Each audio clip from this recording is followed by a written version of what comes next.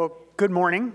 I'm Briggs White. I'm the Deputy Director for the Energy Communities Working Group on coal and power plants and economic revitalization. That's a mouthful, so we'll just call it the Energy Communities IWG for short. Today we're here to talk about a 48C tax credit, and I really appreciate all of you coming out to learn about this. But before we get to that, I want to thank our speakers, our panelists, our hosts. We've had a lot of folks that have come together to ultimately, hopefully, create economic opportunity around these tax credits, but also to learn more about the needs of energy community stakeholders and then align resources around there. Particularly wanted to send a special thanks to the Indiana Association of Regional Councils, to the Evansville Regional Economic Partnership, to our federal and state colleagues that are here with us and that helped with outreach. Thank you so much for doing that. Also like to recognize representatives from the offices of Senator Todd Young and Representative Larry Bucshon have joined us here today, so thank you for that. We have a packed agenda, so let's get right to it. We're here to talk about revitalizing communities that have supported the economy for decades in coal, oil, gas, and power plant communities. And particularly here in what we call the Illinois Coal Basin, which represents Western Kentucky, Southern Illinois, Southern Indiana. This is an area that in our initial report to the President back in 2021, we identified as having actually 3 places on our top 25 list. So a very high priority area for us to take a focus to. And for decades, these communities in the Illinois Coal Basin have really powered our nation. And as we transition to a clean energy economy of the future, we don't want to leave communities and workers behind. And so that's why we're here to really dedicate ourselves and focus and continue this work, which has been underway now, and try to lay some groundwork for hopefully good things in the future. These communities that were once thriving places to work and raise families now struggle with their economies and watch as people leave to find opportunities elsewhere, creating a downward cycle. And over the last 40 years, there's been a lot of disinvestment in these geographies and in these communities. But we know that the bones of these economies are really assets, and assets that we can build off of, whether it's a manufacturing opportunity or some other investment opportunity. And we're really pleased that the private sector and other folks have come here today to actually take a look and think about maybe siting their next investment here in energy communities, and particularly coal communities. We also know that they have a workforce and the will, and if they're just given the opportunity, a lot of these workers are ready to do the work. In the first week of President Biden's office, he signed an executive order establishing the Energy Communities IWG. And our goal is really to try to drive federal funding into communities faster and more of it. And the way that we're doing that is by bringing a whole of government approach. We know that navigating the federal government can be challenging, and so we try to bring together at least 11 federal agencies and really bring a whole of government approach to be coordinated and to put focus on this issue to try to support America's communities and workers. And so that brings us here today. We're going to speak to some specific levers that we have. But first and foremost, we start in this work by engaging with energy communities and doing some listening, because we know that not every energy community is the same, and their vision for the future and where they want to go could be different. And so we want to do some listening here. We'll be talking mainly about the 48C, but hopefully you've taken advantage of the office hours that were here earlier. Thanks to our federal and state partners that participated there. And we also have representatives with us that would be happy to answer your questions throughout the day about a variety of other federal funding opportunities, not just tax credits. So please keep that in mind and let us know your thoughts, your challenges, your opportunities, and where you want to go so that we can be good partners to you. And so specifically on the IWG, we want to be your advocate. We have a one-stop shop at energycommunities.gov that has a range of resources that are hopefully useful to you, from tax credit maps to funding clearinghouses. We have a getting started guide, We have human beings and navigators that can answer your questions. We've also established a rapid response team that's focused on the Illinois coal basin.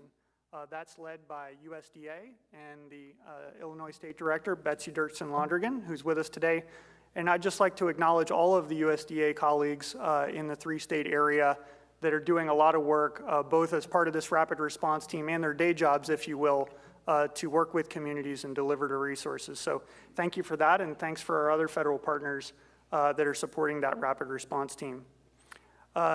Along the way, we've picked up legislation in the form of the infrastructure bill, CHIPS and Sciences, and the Inflation Reduction Act, which gave us a lot of powerful tools to support energy communities. Things like clean energy demonstrations on mine lands, things like abandoned mine land reclamation, resources like the Inflation Reduction Act tax credits that have a 10% bonus for energy communities, or 48C, which we're here to talk with you today about, that actually allocated $10 billion in total, but $4 billion specifically to communities that have had a coal closure. So really excited to have those resources and hopefully figure out a way that we can find a good fit with communities and workers. I just wanted to take a minute to talk about a little bit of progress around the basin since we were last together kicking off the rapid response team in Carbondale just a couple of years ago. To date, the basin has received, for example, $35 million worth of funding through EDA's Coal Communities Commitment. So that creates projects like economic development clusters, water and sewer, broadband, $371 million of abandoned mine land reclamation and orphan well capping, $5.9 million worth of EPA brownfields projects. So taking formerly contaminated lands, working with communities to figure out what's a new vision for that land. Lots of other funding from USDA, from many other agency partners. And just one example in Illinois that I wanted to hold up was in Marion. EDA awarded $3 million in a grant to the Watermark Auto Group Foundation to renovate the historic Citadel building, which is housing an entrepreneurial and technical opportunities business incubator. This grant will provide a 21,000 square foot facility for small business training and entrepreneurial resources, supporting an economy that's been impacted by the declining use of coal.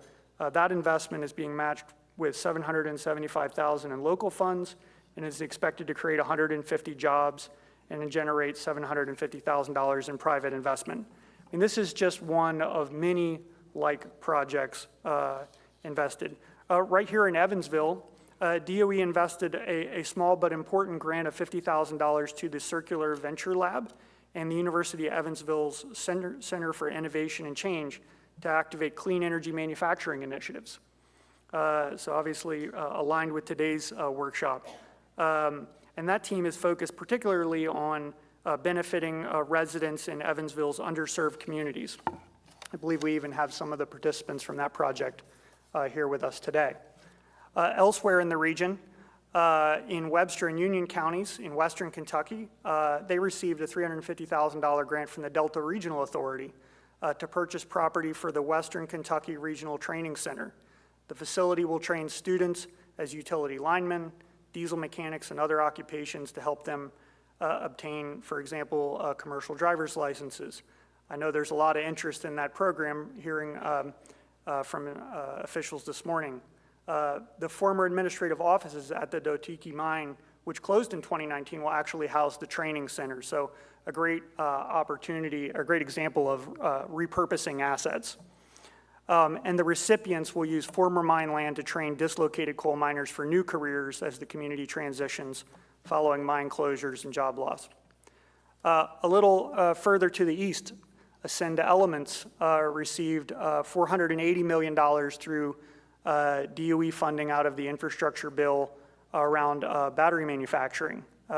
They're creating the Apex manufacturing facility in Kentucky for lithium-ion battery supply chain infrastructure that did not exist previously. So a private sector, but federally incentivized opportunity. And so these are just a few examples of the President's Investing in America agenda at work, trying to make the energy communities more attractive for that private sector investment, and the federal government trying to be a good partner. To date, companies have committed more than $44 billion, so that's with a B, to investments throughout the region. So that's really significant private sector investment. But we know that we're not going to fix the pattern of disinvestment in the region overnight, and there's more work to do. And so we're really happy to be here today to talk to you about how we can do that. In just a minute, you're going to hear from officials from Treasury and DOE's Office of Manufacturing and Energy Supply Chains to really unpack additional resources, particularly around 48C. And so I just want to provide a little bit of housekeeping here on who's in the room. So, you know, I'd like to take a quick poll. If you could raise your hand if you're here from an energy community as a local representative, a county representative, or a community member. Let me see a show of hands. All right. Everybody look around. All right. How about from the private sector? Financial sector, private sector? Okay, great. So now, no matter who you represent, raise your hand if you're interested in teaming opportunities. Okay, so we have people here that are interested in teaming. Let's take a look at our name tags. So we've got different colored dots. I have a green dot, which indicates if you're from a state or a federal representative, and that means that you're here today to help answer questions and available for opportunities and assistance. If you have a yellow tag, that means you're from the local or county government or an economic development organization. And if you have a red tag, you're with a private sector or professional services group. And then finally, for the folks that might be wondering with blue, we have nonprofits, community colleges, academia, labor unions, and other groups who are really critical to coming together to form project teams that ultimately can drive these projects. And so the point of the poll and these different colored name tags is to underscore that, you know, what we're trying to do is to make sure private sector investors know the opportunities, that communities connect with those private sector organizations so that these projects don't happen to communities but happen with communities, and that you all have connections to the federal resources that you need to really build out where you want to go with the future. And so whether it's water, transportation, workforce development, broadband, connecting to the grid, please reach out. We'd love to work with you. I can speak to our state and local partners. I'm sure they would as well. Let's make some connections here today and get to work. And so with that, I want to ask Rachel McCleary to come to the stage and provide some keynote remarks.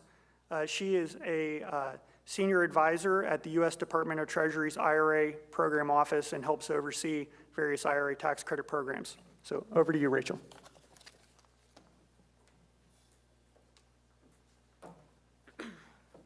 Thank you, Briggs, and welcome. Thank you all for being here this morning. Thank you to the IWG, to USI for all of our generous hosts and your participation today. I'm really excited to be here. As Briggs mentioned, my name is Rachel McCleary. I'm a senior advisor in the Treasury Department's Inflation Reduction Act, or IRA, program office, and I lead stakeholder engagement for the roughly 20 new and modified IRA clean energy tax credits. And the IRA program office, of course, was established last year in response to the passage of the Inflation Reduction Act. And we're really focused on coordinating effective and equitable implementation and providing resources, education, and tools for those who'd like to participate in this energy transition. So I'm looking forward to all the conversations we're going to have today. And it's great to talk about all the opportunities made available through the IRA to support coal communities and workers and strengthen America's supply chain security in particular. You know, I grew up in a very rural part of Southeast Michigan, and I recognize firsthand how critical those communities are to our economic success, but also how often they get left behind. So as Briggs had mentioned in his comments, we're really here to try to find that linchpin to bring these communities with us and to take advantage of all of the opportunities made available through the IRA and other Investing in America Act agendas. But before I get into the substance of what we're here to talk about today, I do need to share just a few disclaimers. Being with the Treasury Department, being able to come out and speak with you all today requires a few caveats thanks to our legal team. I will be relying on simplifications and generalizations to convey very high-level points about IRA tax credit provisions and programs. I won't be able to comment on specific opinions, interpretations, or taxpayer-related questions, and that includes application or project-based questions you may or may not have about 48C or other tax credits. As always, where applicable, Treasury and the IRS will carefully consider feedback submitted during these public comment periods for proposed regulations related to the IRA before issuing final rules. So with that, as many of you in here know, the IRA makes the largest investment in clean energy in U.S. history. What's novel about that is that a bulk of the IRA investments are flowing through the tax code instead of direct government spending. And Briggs already did a wonderful job of highlighting some of those major investments and showing kind of where the money is going. But we're certainly seeing the IRA as a major driver of a boom in these clean energy manufacturing investments. It's creating jobs, saving consumers money, and it's really accelerating the nation's transition to clean energy. But it's also going to reduce volatility in the cost of energy and increase our country's energy independence, which is a huge part of what my office is focused on. The IRA is also changing where private investments are being made, and this is really important for the Illinois Southern Basin. Before the IRA, 68% of announced investments in what we'd call clean technologies were in counties with median incomes below the U.S. median income average. Now that number rose 75%, or 6 percentage points after the passage of the IRA in 2022.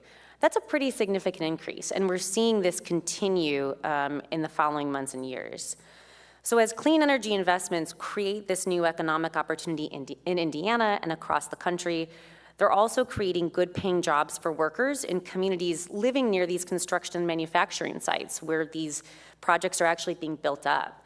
Stellantis and Samsung, for example, announced in the fall of 2023 that it will be building a battery facility just 3.5 hours north of here, the second U.S. facility under the company's joint venture. It's expected to create 1,400 new jobs in the Kokomo and surrounding areas, but that's not accounting for all the suppliers that will need to be present and close by to support the operation of that plant. So when we think about the ripple effects of these manufacturing investments, they're quite significant for the entire state, including this region. So we're seeing the IRA incentivizing the construction and expansion of large-scale clean energy manufacturing operations and the small and mid-sized businesses and suppliers responsible for feeding into those operations. It's also leveling the playing field for former coal communities and historically underserved areas, as Briggs had pointed out. And it's really doing that through two specific provisions: the Qualifying Advanced Energy Project Credit, or 48C program, and the Advanced Manufacturing Production Tax Credit, also known as 45X. Now, there are cross-cutting measures like the Energy Communities Tax Credit bonus, also included in the IRA, which adds an even greater incentive to invest in coal communities. And then we have the production and investment tax credits, which are massive drivers for these investments as well. But I'm going to focus today on 48C and 45X. But again, for those of you who have other equities or interests in IRA programs, I'm hopeful you'll find me and ask me questions about those later. So first, the Qualifying Advanced Energy Project Credit, or 48C program for short, the topic that we're gathered here today to discuss.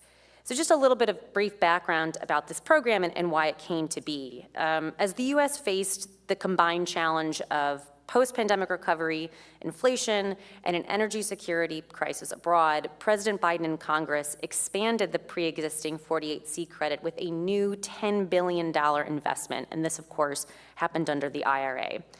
So this action created a mechanism to focus investment on clean energy manufacturing and the facilities that both shore up and onshore high-quality supply chains and good-paying jobs. Now, 48C is an allocated tax credit, meaning that interested parties must apply and be approved. Now, these eligible projects include those that expand clean energy manufacturing and recycling and critical materials refining, processing, and recycling, and projects that reduce greenhouse gas emissions at industrial or manufacturing facilities. But importantly, at least a total of the $10 billion available, as Briggs had mentioned, at least $4 billion must go to project in historic energy communities. And that, of course, includes communities with closed coal mines or retired coal-fired power plants. Many of those communities, of course, exist right here in the Illinois Basin. And late last month, the Department of Treasury, the Department of Energy, and the IRS announced details about round one applications for 48C. So the first time we're actually announcing the next steps in commitments. And those applications were submitted at the end of December. We announced that approximately $4 billion in the 48C tax credits were allocated to over 100 projects across 35 states, with approximately $1.5 billion supporting projects in historic energy communities.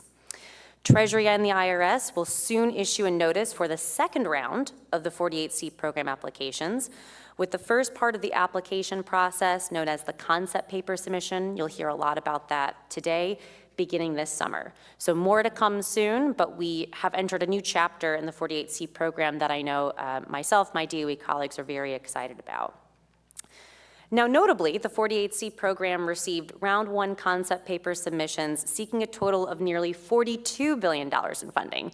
So if you do the quick math, that represents an overall demand of more than 10 times the available funding.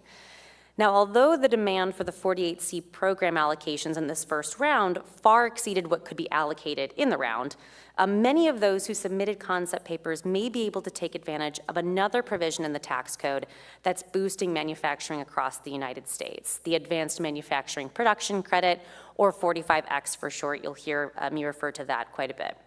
So 45X provides a production tax credit for domestic manufacturing of components for solar and wind energy, inverters, battery components, critical materials, and others. It's quite broad. And unlike 48C, 45X is not a competitive program. It's actually a refundable tax credit. So if you meet the requirements, you receive the credit. You cannot braid and blend 45X with 48C. So if you receive a 48C award, you can't then go ahead and claim 45X. Now, you may decide to submit a concept paper for 48C and then ultimately decide this isn't going to be the best financial approach for my entity. I want to claim 45X instead.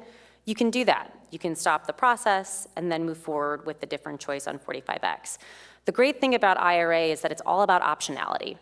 All of these 20 new and modified provisions all have that same goal of providing each of you and your entities you represent with the flexibility you need to reach the production and manufacturing goal your entity is trying to get to. Uniquely about 45X, you don't have to have tax liability to claim it. This is so important for those in the room who represent startups or small businesses or just at the beginning of this energy transition. And that's because this credit is eligible for IRA's novel monetization provisions called elective pay and transferability. This is particularly powerful for amplifying across the spectrum of entities. So if you are a state and local government who is thinking about claiming 45X or another IRA tax credit, you can do that for the first time because of these new novel provisions within the IRA. So Treasury issued a 45X notice of proposed rulemaking, which is a fancy way of saying a proposed regulation, at the end of December, and that provided some clarifying definitions and confirmed credit amounts for eligible components. So 45X is a per unit tax credit for each clean energy component domestically produced and sold by a manufacturer. So in many cases, the credit varies by eligible component, and it's multiplied by the number of units produced by the taxpayer that were sold that year. Each component and product and price point is very unique to the technology it represents. Fortunately, DOE has a ton of resources about this and 48C on their website, so you can go into greater detail and find out which price point, which component, which part of the supply chain represents the type of information you're looking for. So Treasury's proposal also included important safeguards to prevent potential fraud, waste, or abuse. We're working very closely with the IRS to ensure all of these programs have those type of components added to them. And the window to submit public comments on this particular rulemaking closed in February, and Treasury and the IRS will carefully consider that feedback before issuing final rules. So these are just two particular programs and credits within the IRA. Again, there's so much more to explore and peel back as you begin to think about what makes sense for the type of investment you're looking to make. But whether you're a manufacturer, a supplier, a community development organization, or a clean energy startup, there are a ton of different options for you to pursue. And again, they're all made available through the IRA with that goal of tackling supply chain security and making our energy transition a more affordable and accessible one, all while creating good paying jobs. So information on the IRA tax credits, including information about cross-cutting bonuses that have the potential to make these tax credits even more valuable, can all be found on irs.gov/clean energy. We also recently launched our own IRA website at Treasury called treasury.gov/IRA, in addition to the incredible amount of tools and resources available at the Department of Energy.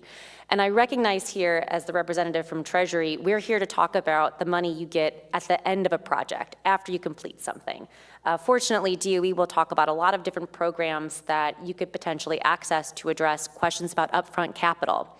The beauty about doing climate policy through the tax code is that it is fairly simple and straightforward. If you meet the underlying credits, if you satisfy the requirements in the application for the 48C program, you will get a tax credit. But we recognize that that doesn't help all of you who are trying to figure out how to get upfront capital to just start these beginning businesses or to make these massive transitions. So as you hear from different representatives today, as you hear from a lot of my colleagues in the federal and state and local space, think about ways to braid and blend to put these programs together, and please ask us questions about how to do that. We are here to help in any way that we can. So I'm really looking forward to the conversations today again, and to know more about the communities and the people, the customers that you're looking to serve, and more importantly, the clean energy opportunities right here in Evansville. So thank you again for your time. I really appreciate being here today.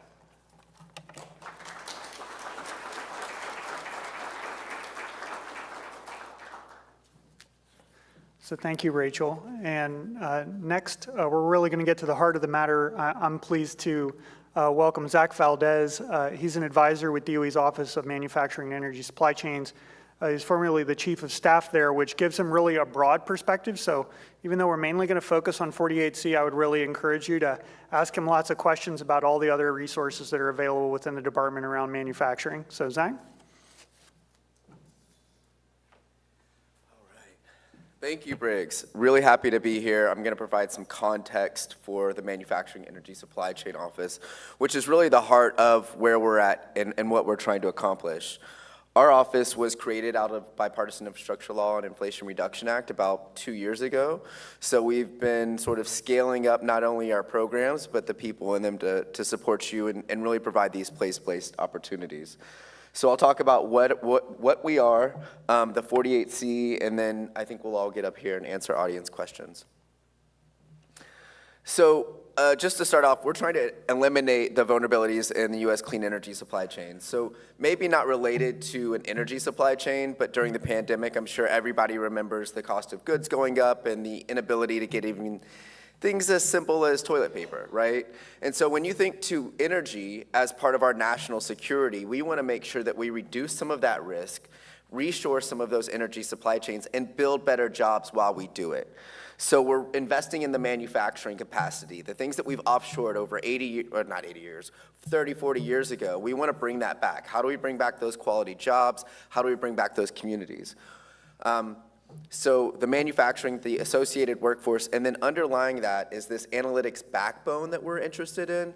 So if you think about all of the energy technologies and then going from the critical components, so it'd be the lithium, the nickel, the cobalt, all the way through to the products, so the batteries and the battery packs that they go into, we want to identify where does it make the most sense for the government and the Department of Energy to strategically invest in those areas, and which communities are best positioned to do that. So there's this underlying investment that we look at not only from a technology standpoint, but from a geographic standpoint, where should we be investing?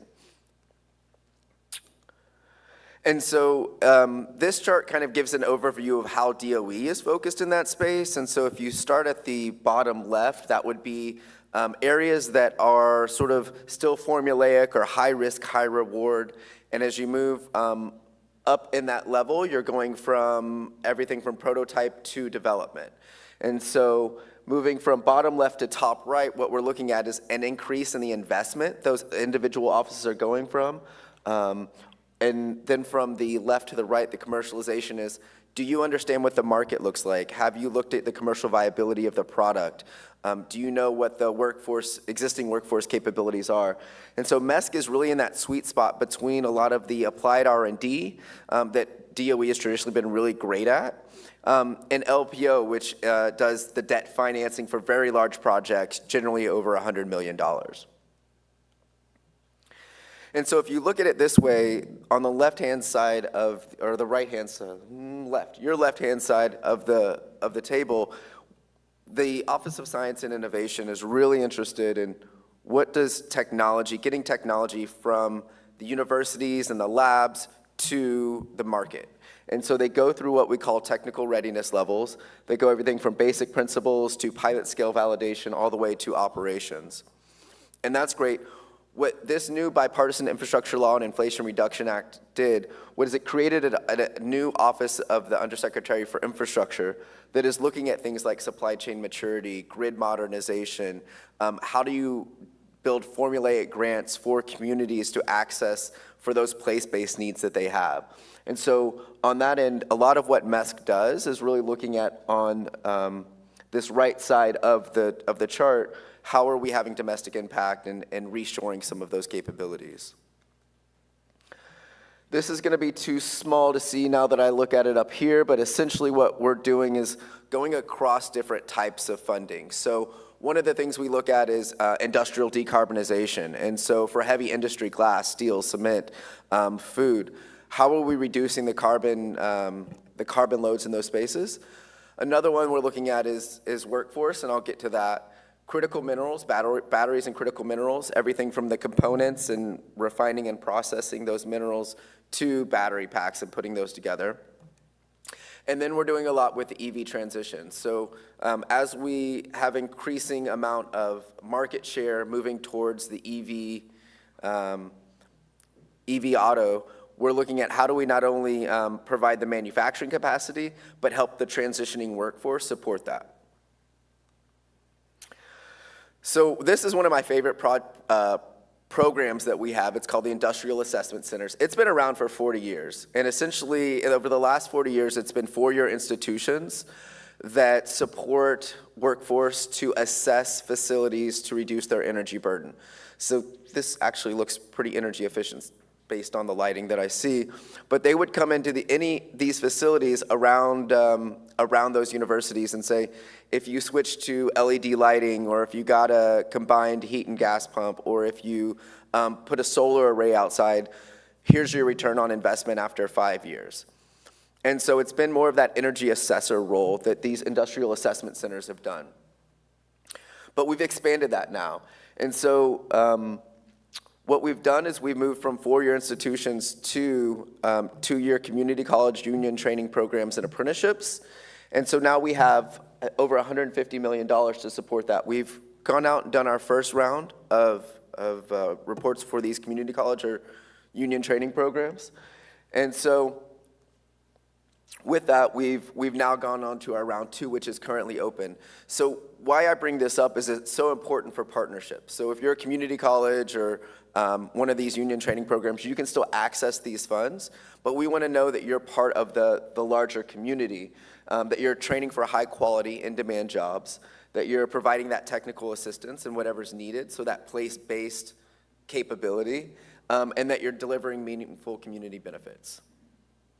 So round 2 is now open with up to $24 million. We've streamlined this application because we realize that a four-year institution probably has different resource capabilities to fill out these applications. So we've reduced sort of the burden of entry and made it a 1,000, 2,000 word application rather than a 60-page, longer funding opportunity announcement that we've traditionally done. And we've done a new track for planning and capacity building applicants. So that's like seed grants to these folks to help have them. It's more meant for them to go out into the community and identify what does the manufacturing community look like or the clean energy community that they want to support. And there's no cost share. So I put that out here because the yellow dots here are, I believe, 3 local community colleges, so all within relatively close reach. And the blue dots are discretionary funding. The Green dots are formulaic funding from the US government to date. I can probably share these slides, but $6.9 billion were invested in the state of Indiana. I think that was as of March of 2024. So we want to explain a few things that we want them to do is really identify who are the surrounding community that they're helping and how are they doing that. And what are the jobs that are going to be using? And I think Rachel brought up a really good point is identifying where you are in that supply chain. So if you have a huge semiconductor manufacturing plant coming up, what are the needs that they have and how can you support that? If there's auto jobs coming into your community, can you jump into them? Can you have that conversation to say, we can be a very strong point or node in your supply chain, bringing value along the way? Another beautiful thing about this is the implementation grants. So if you are going in and you're training those students to build whatever it is, we actually have funding at our office to implement that. So you want to change over to a heat pump or build solar arrays outside your facility because it reduces your energy burden. The DOE will fund up to $300,000 of that in a cost share manner. So if you have $300,000 to invest, then we will match that. So all of these industrial assessment centers can help with that, what we're calling implementation grant. And these are traditionally going to small and medium-sized firms to address those recommendations. It's relatively straightforward. All these assessments are done free because they're done by the students, and you can actually pay these students. That's part of the funding opportunity. You apply for that grant funding and then get selected to receive it. So it's a relatively straightforward process to follow within the industrial assessment centers. The other program that we have is the Advanced Energy and Manufacturing Recycling Program. I'll dig into this a little bit more, but we have over $425 million to benefit small and medium-sized firms and communities that have experienced coal or coal-fired plant unit closures. So these are to re-equip industrial manufacturing facilities to reduce their greenhouse gas emissions, or projects to establish, re-equip, or expand facilities that result in lower intensity carbon compared to other industry standards. I'll just put this here. To date, we've invested over $1.7 billion in these communities through different programs that we have. But here's sort of the overview of what those coal communities look like, or energy communities and coal communities look like across the United States. I'm sorry, I thought I had an extra slide here. But what I will notice, and it's probably not easy to see, but the coal communities that line up with a 48C tax credit generally line up with this project as well. So if you are, you can stack that tax credit with this grant. So that would be another opportunity. You can't take the tax credit on the federal funding that we give you. So I like to break this down. You have a $100 million project, and DOE gives you, we cost share it. So you pay $50 million, we pay $50 million. You cannot take the up to 30% 48C tax credit on the $400 million. You can take it on your $30 million. So you would get 30% of your $50 million investment potentially back on that tax credit. So that's how it would stack. If I'm right there, I don't see Rachel to square me on that. So getting to that 48C, read the IRS notices. We're not allowed to provide tax advice.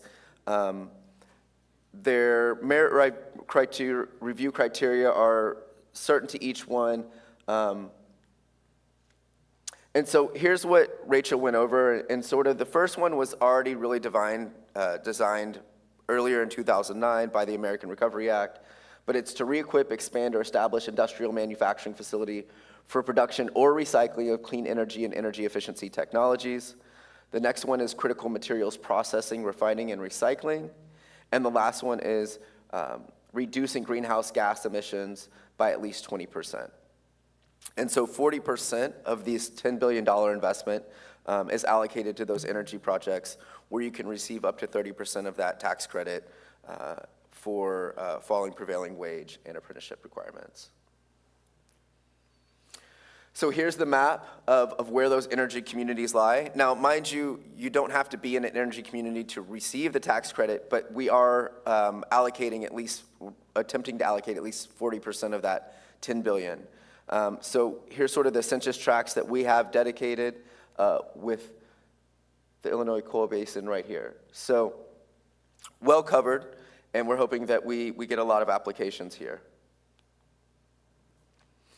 So just going through the process really quickly, you need to submit an concept paper detailing what you plan on doing. We will review those concept papers and then give an encourage or discourage. Those encourage, discourage do not dictate whether or not you can still apply for a tax credit. It's just saying based on what you were able to put together in a concept paper and how we see the market, we think we're encouraging you to continue or not. So then you'll get to an application, which is about 35 pages. And once those are reviewed, as Rachel mentioned earlier, we'll make allocations based on that. After that, you'll have to go through 2 years where you are meeting certification requirements. If those requirements are met, they certify you as a 48C facility, and then your project must be placed in service within 2 years of that certification to receive the tax credit. Here are some of the things that we're looking at when we're reviewing 48C tax credits. Commercial viability, is this something that is readily uptakeable by the market? Is this strengthening U.S. supply chains? So have you identified an area where we want to shorten supply chains, reshore capability, provide access to a new opportunity, greenhouse gas emissions impacts, and then how are you engaging with the workforce and community benefits? These are from round 1 specifically. Round 2 guidance hasn't come out yet, but these were the priority areas based on some of the underlying analysis that our office and the Department of Energy and other agencies put together. So everything from grid to heat pumps, sustainable aviation fuels, solar energy, and the components that make up these individual technologies. So it's a pretty far-reaching, but here are some of the areas that we were really interested in digging into. So within our first $4 billion for tax credits, about $1.5 billion went into those energy communities, and this is sort of how it broke out in that first section, with about $2.7 billion going to that clean energy manufacturing and recycling across various clean energy technologies. The critical materials recycling, processing, and refining went in from everything from electrical steel applications to rare earth projects. And then the greenhouse gas emission reduction projects were quite spread out across glass, automotives, biofuels, iron, and steel. One of the other things that we try to recommend is if you're not sure about the application process, be a reviewer. We're always looking for folks to come in and support these efforts because oftentimes the expertise may lie outside the federal government in terms of commercial viability or what community benefits look like in certain communities. So if you are interested in that, there's also an opportunity to apply to be a reviewer. There's some emails and, as I mentioned, websites for further instruction. And with that, I think we'll bring it up for questions.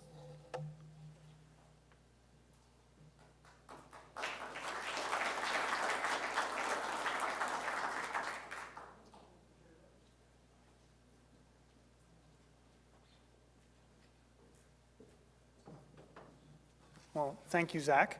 And so hopefully you have some questions. We're going to spend a good half an hour, and this is really your opportunity to make a comment, ask a question.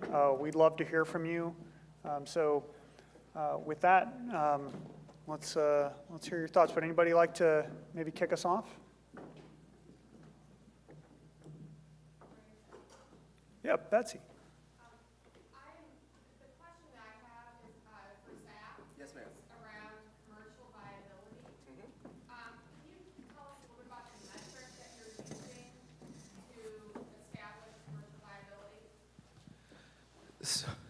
So that is a good question, right? And I think it could be multiple things. It could be offtake agreements, right? It could be your individual analysis of what the market needs. It helps if you have some sort of third party or outside of your company justification for what commercial viability looks like. So if I'm selling you a pen and I'm like, these are the greatest pens, but I don't tell you who else wants to buy this pen, then that's probably not great commercial viability. But if you say, hey, Jane Doe also wants to buy these pens, they've written, it doesn't have to be an agreement, but even just a letter of support that says like, yes, Zach talked to me about these pens, they're really great. If provided the extra funding, you know, we would be willing to have further business and have those discussions. So there's no timeline, like it doesn't have to have been in the market for a year or 6 months or anything like that? We are interested in commercialization of technology, so we want to see that there is, it doesn't have to be an existing market, you're right, but there does need to be some sort of offtake or agreement that that space is ready.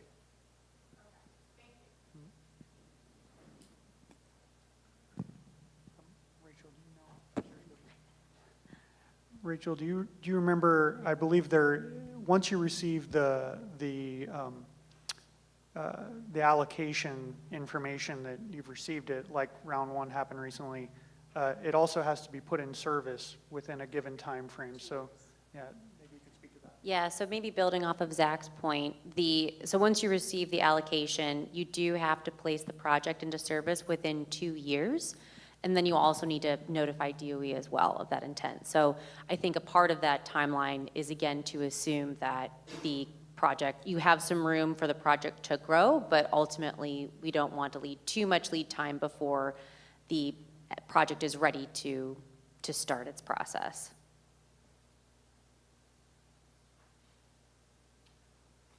Hi, my name is Tara Brooks. I'm from EPA Region 5. So I guess I have a question comment, really. So we have a lot of funding ourselves that we're trying to mitigate with the Climate Pollution Reduction Grant, and we have a brand new section, Climate and Energy section, with some increased bandwidth to do work, but not necessarily funding ourselves to push out. And we're seeing a lot of sort of states and MSAs kind of stay concentrated in sort of the northern parts of Illinois or the more urban areas. And I'm just wondering, with your stakeholder engagement and outreach, have you seen any sort of best practices for getting funding out into southern Illinois and these communities like we're talking about? And any tips, I guess, for some newbies? Thank you. Maybe I'll take that one. And Betsy, love to have you join the conversation if you want to talk about your project fairs in other geographies. So, I mean, the first thing is that with respect to this tax credit, this is sort of the first time that we're doing this. So this is a little different, and we selected Evansville to be centrally located, but also ideally easy to get to really make it accessible to the private sector to think about investing in energy communities in this region, and maybe not go to a green field in a place that they're more familiar with, but to really think about investing in a brownfield in an energy community. And hopefully also the provisions within the Inflation Reduction Act, you know, provide that additional financial incentive to do so. We've also partnered with states as well as regional economic development officials to make sure that they're using their networks and are able to help make the case, or, hey, I have a really good site that would make a nice place to locate a facility, or, hey, I can give a financial incentive and other kinds of more geographically specific opportunities. But those are a few of the things that we've tried to do here, as well as in the West and in Appalachia recently. Yeah, and building off of that, for the IRA stakeholder engagement strategy, a lot of it is about being a convener and pulling together investors, funders, with entities who can do the projects, with state and local entities, so that we're putting everybody in the room, so that each silo, right, and each part of the clean energy supply chain is talking to one another. I think what we've found in our engagements out in the field and in DC is that you have the finance office that's here, the sustainability office that's here, community developments, investors, funders, and they're not really talking to each other. So one of the things that we try to do at the Treasury Department is to be that convener, working with DOE and other federal agencies and state and local governments as well. We have a detailee within the IRA program office who specifically focused on state and local engagement for elective pay, since that's the mechanism that allows state and local governments to take advantage of IRA tax credits, so that we're just being able to create a space for folks to talk about their barriers and challenges and opportunity. And honestly, that, from my perspective, has led to the greatest breakthroughs of actual uptake and action when it comes to taking advantage of the programs. And I think she nailed it, is bringing all those people together with the community buy-in. Because when we think about, when we're investing in these larger manufacturing projects, so large multi-million, $100 million battery facility, knowing that they've talked to that community helps their application process, but it also expedites a lot of the permitting, a lot of the community buy-in that really holds back projects from getting to construction and development. So having that community buy-in early, having somebody go there and talk to those people and say, what do jobs look like? What do community benefits look like for you, is really helpful. Thank you for the question, and also thanks for being here. If folks aren't familiar, EPA has a lot of resources, whether it's brownfields, they also have technical assistance centers, which can be really helpful for accessing grants, as well as just the recently announced Greenhouse Gas Reduction Fund and a number of other resources that are available. So I would encourage you to follow up there if you have any questions around EPA resources. Really powerful stuff. Betsy, please, if you'd like to join the conversation. So I'm Betsy Dirksen-Londrigan. I am the lead for the Illinois Basin Rapid Response Team. And when I started with the Energy Communities work, I was the Illinois State Director for Rural Development with U.S. Department of Agriculture. I now serve as the Administrator for Rural Business and Cooperative Services for the nation. Held on to this piece of the work, though, because I love the work that we're doing in Energy Communities so much. It's so important. The way that we have tried to approach the work is on a very grassroots level. So what we do is we host funding reviews, and it's different, it looks different in Illinois than it does in Indiana, than it does in Kentucky. And we solicit applications that are really just, it's for communities who have projects that they are trying to move forward, to come into a room where all of the federal partners and all of their state partners are in one room. They come in and they talk through their project proposal. And then they are able to hear and meet one-on-one with the different agency representatives. And so that way, it's not just, they're not trying to find out who to call from EPA, who to call from EDA, who to call from Department of Energy or USDA. All their folks are assembled in one room to meet with them. And then when they leave that room, it's not that they are leaving with money in their pockets. I mean, we all wish we could do that, right? But we can't. But what we can do is we can cut out that middle part for them.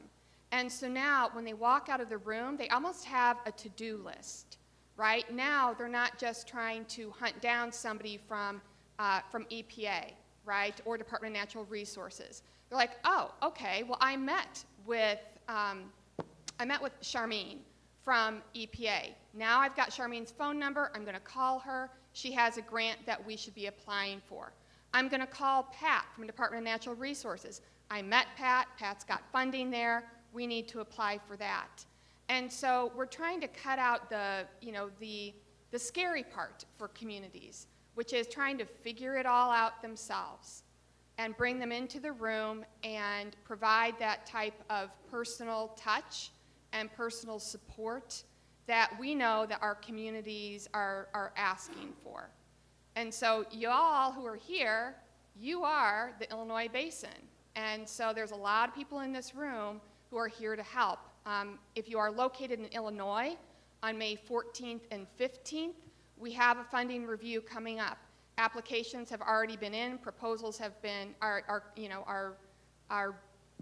set, but we do have a day 2 for people to come in and just meet the different federal and state agency representatives who are assembled there to serve.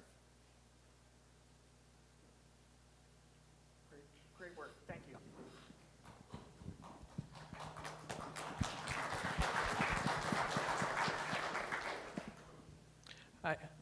My name is Harut, and as background, we're a graphene developer for lithium-ion batteries out of Kentucky. Thank you for the opportunity. So I kind of have a question to Zach mainly. Thank you for the chart about TRL, and we're kind of trying to figure out where we fit in there. So I'd love to talk to you about that. But the question I have is, the key missing piece here that we've kind of looked into is that critical materials and defense sector seems to be missing from here. And as we've tried to develop a new material and scale that up, when you go to automakers, they're telling you like, hey, just come to me when you're at 1,000-ton level, right? So we're thinking if for like high performance materials or like defense products are going to be the first, but when you go to DoD, they're like, well, we don't find raw materials, right? So I think that's like a big gap where they're just looking to source devices and not necessarily raw materials. So if you can talk to me about that and how that gap might be addressed. Thank you. Yeah, thank you for that. So the Department of Defense, we actually do work with them, especially when it comes to critical components and the materials that go into those components. The Defense Production Act through the Department of Defense focused specifically on those critical materials. And they're building everything that we're building. They've just been building it for the last 10 years, and it's a whole lot cooler. So like, I think if you reach out to their Department of Defense Production Act group, they can tell you like, either maybe they already have graphene involved in it, but they are involved in sort of, we look at them as sort of a seed to developing innovative technologies, and then as those technologies, if they decide they want to grow and scale and they have the materials to grow and scale, then we would love to support that transition into the more commercial, what I would think of as like the commercial scale, so across the United States for a larger use.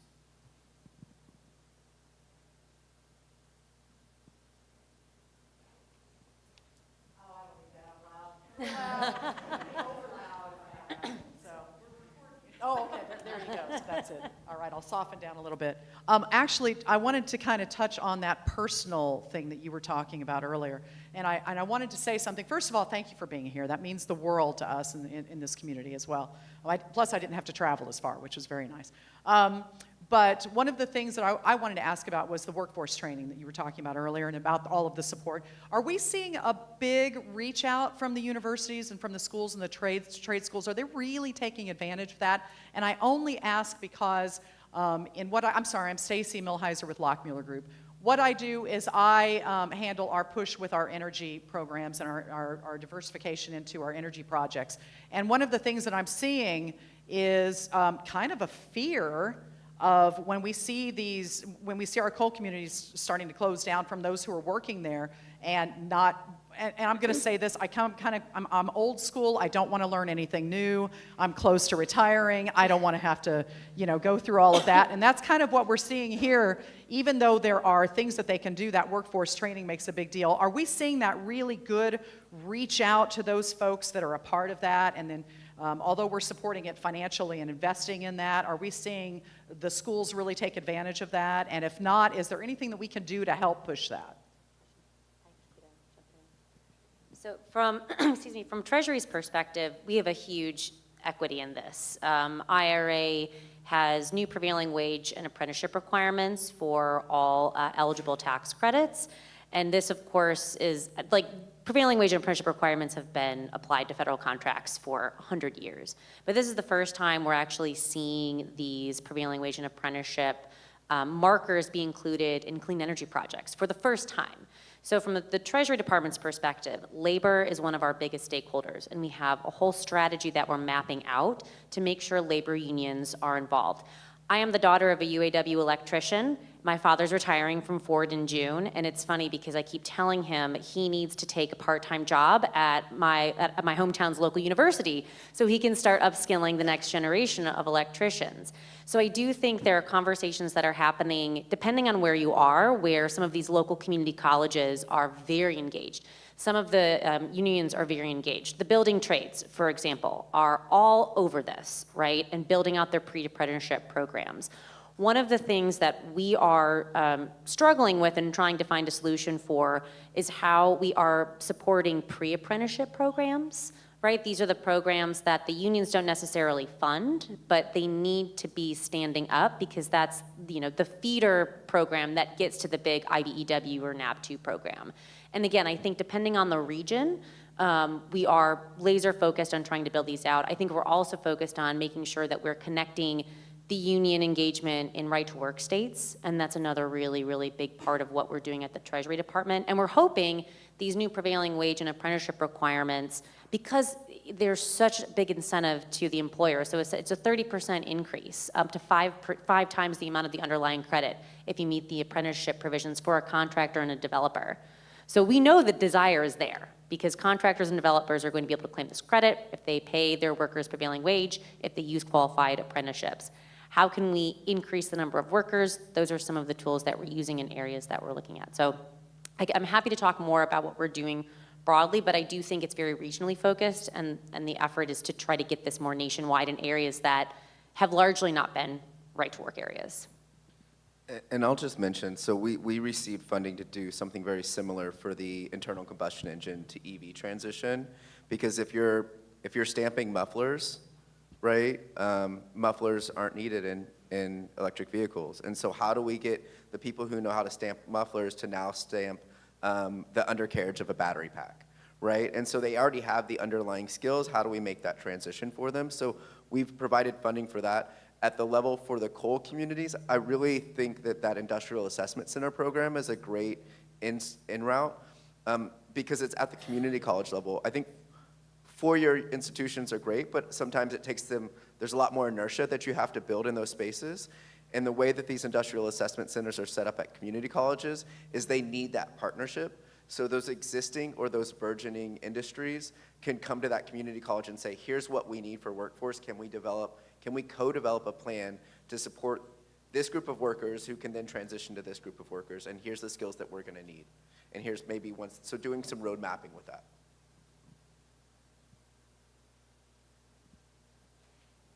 Question, if you had a manufacturer who'd given a warning notice out and they were gonna repurpose their facility into aluminum and steel scrap, clean the material where it's ready to go out to get processed, does this program qualify for that, being it's aluminum involved? Yeah, I'm not sure if that one is on there. I don't remember if aluminum was on there for one of the metals for refining, Okay. but I can get back to you on that one, yeah. Yeah, I think, so are you speaking specifically of the 48C Yes. tax credit? Yes, sir. And would it be for a greenhouse gas reduction project on aluminum manufacturing? Or just aluminum production in general? Is that the question? Aluminum production in general. So I believe under the second tranche of eligibility that's around the critical minerals, the defining point there will be, is aluminum on either the USGS list or the DOE Secretary's list of priority materials. I believe aluminum is on that list, but I would refer you to the IRS guidance to be definitive. Okay, I'll check. And I would say same with 45X. So 45X also has the DOE has a published list of all the critical minerals applicable under 45X. It is significant and broad. So if you're looking for two different avenues on qualification, if it doesn't work for the 45X allocated credit, again, there's 45X, which is the refundable non-competitive tax credit that potentially the site could be eligible for. Thank you.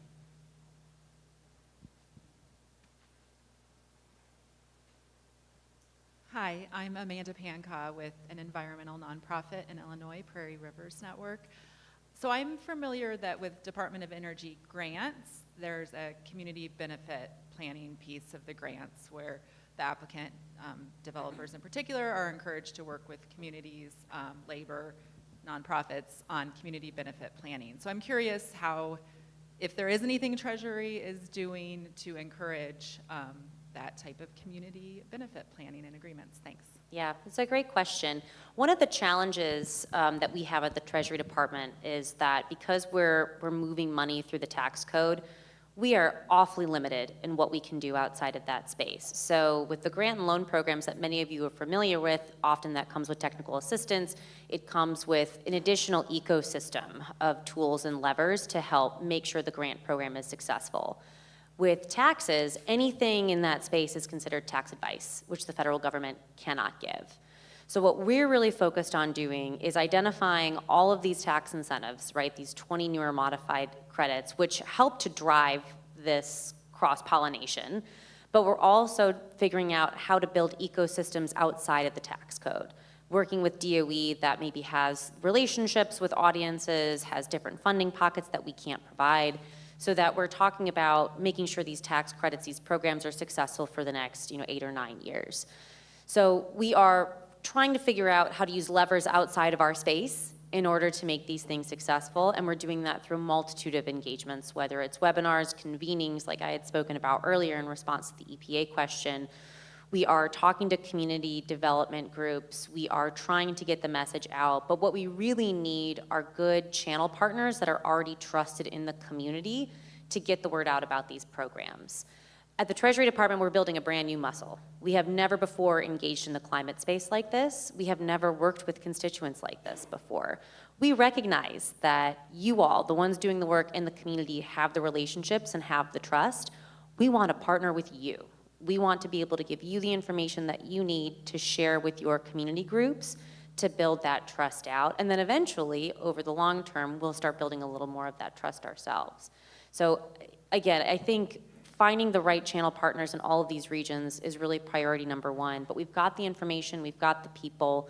We just need to start kind of closing that information gap and building that trust. And again, that's where you all play such an important part in helping to accomplish that. I'd just like to add that referring to the round one guidance for 48C specifically, as opposed to the broad set of tax credits that Rachel was referring to, as Zach mentioned, under round one, there was a criteria for community and worker benefits. And in generalities, the kinds of things that would show up in there would be things like, are you working with the local workforce? Are these high quality jobs? Do you have a robust plan for community stakeholder engagement? Are there going to be community benefits, whether that's tax revenue or other kinds of things? There's a variety of commitments that one could make in this context. Of course, that was under round one, so stay tuned for the round two guidance. But specifically on the 48C opportunity, there's a lot of the elements that one would envision in a community benefits plan.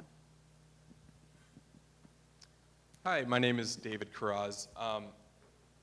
I guess beyond the 48C program, 45X, and all the established programs, it kind of seemed like over the last 6 months or 6 months ago, there was a real roller coaster of grant opportunities that came up that were quite significant in themselves, despite not being kind of the letterhead programs with domestic manufacturing conversion grants, battery funding, and there's been somewhat of a notable decrease. Is that something that implicates that less of those opportunities are coming? Is there kind of a long-term cyclical plan? Or is there anything else that we can expect beyond these stated 40s programs that could be coming out this year or into even future years? So what I can say, it was a once-in-a-lifetime investment of the billions of dollars through bipartisan infrastructure law and Inflation Reduction Act. And the Office of the Undersecretary for Infrastructure, that new area of DOE that you saw, where we went from applied R&D to what we call demonstration and deployment, a lot of the offices that were funded were specifically funded under Bill and IRA, and a lot of those have time constraints by when we have to obligate funds, and they don't offer annual appropriations. So everything that's sort of more on the applied R&D side has traditionally been funded under an annual appropriation, and most of those offices won't traditionally have that same opportunity. Hello, Kenya Stump from the Kentucky Office of Energy Policy. Thank you for being here and for bringing this to the region. A question on stakeholder engagement and how we can leverage our resources. We also have Cabinet for Economic Development here from Kentucky as well. So a lot of the project developers we see are members of organizations like our Kentucky Association of Manufacturers or our Chambers of Commerce. I'm just trying to get a better understanding how you all are interacting with those organizations, because I think it's great that we're starting a grassroots efforts from the community, but where the rubber meets the road is we've got to get it to the small businesses who are in our chambers. We've got to get it to the manufacturers who want to do that greenhouse gas reduction project and have been waiting for the incentive. We're happy to take whatever tools you can give us to help expand our network and get the message out there, but I'm really just asking you, like, how can we leverage your work with our state membership organizations to really kind of drive what we all want to see as that project development?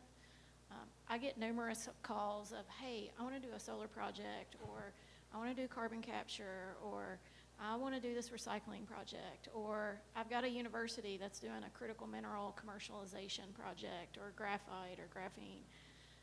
And like, how do we just kind of bubble that up and keep that momentum going with these membership organizations?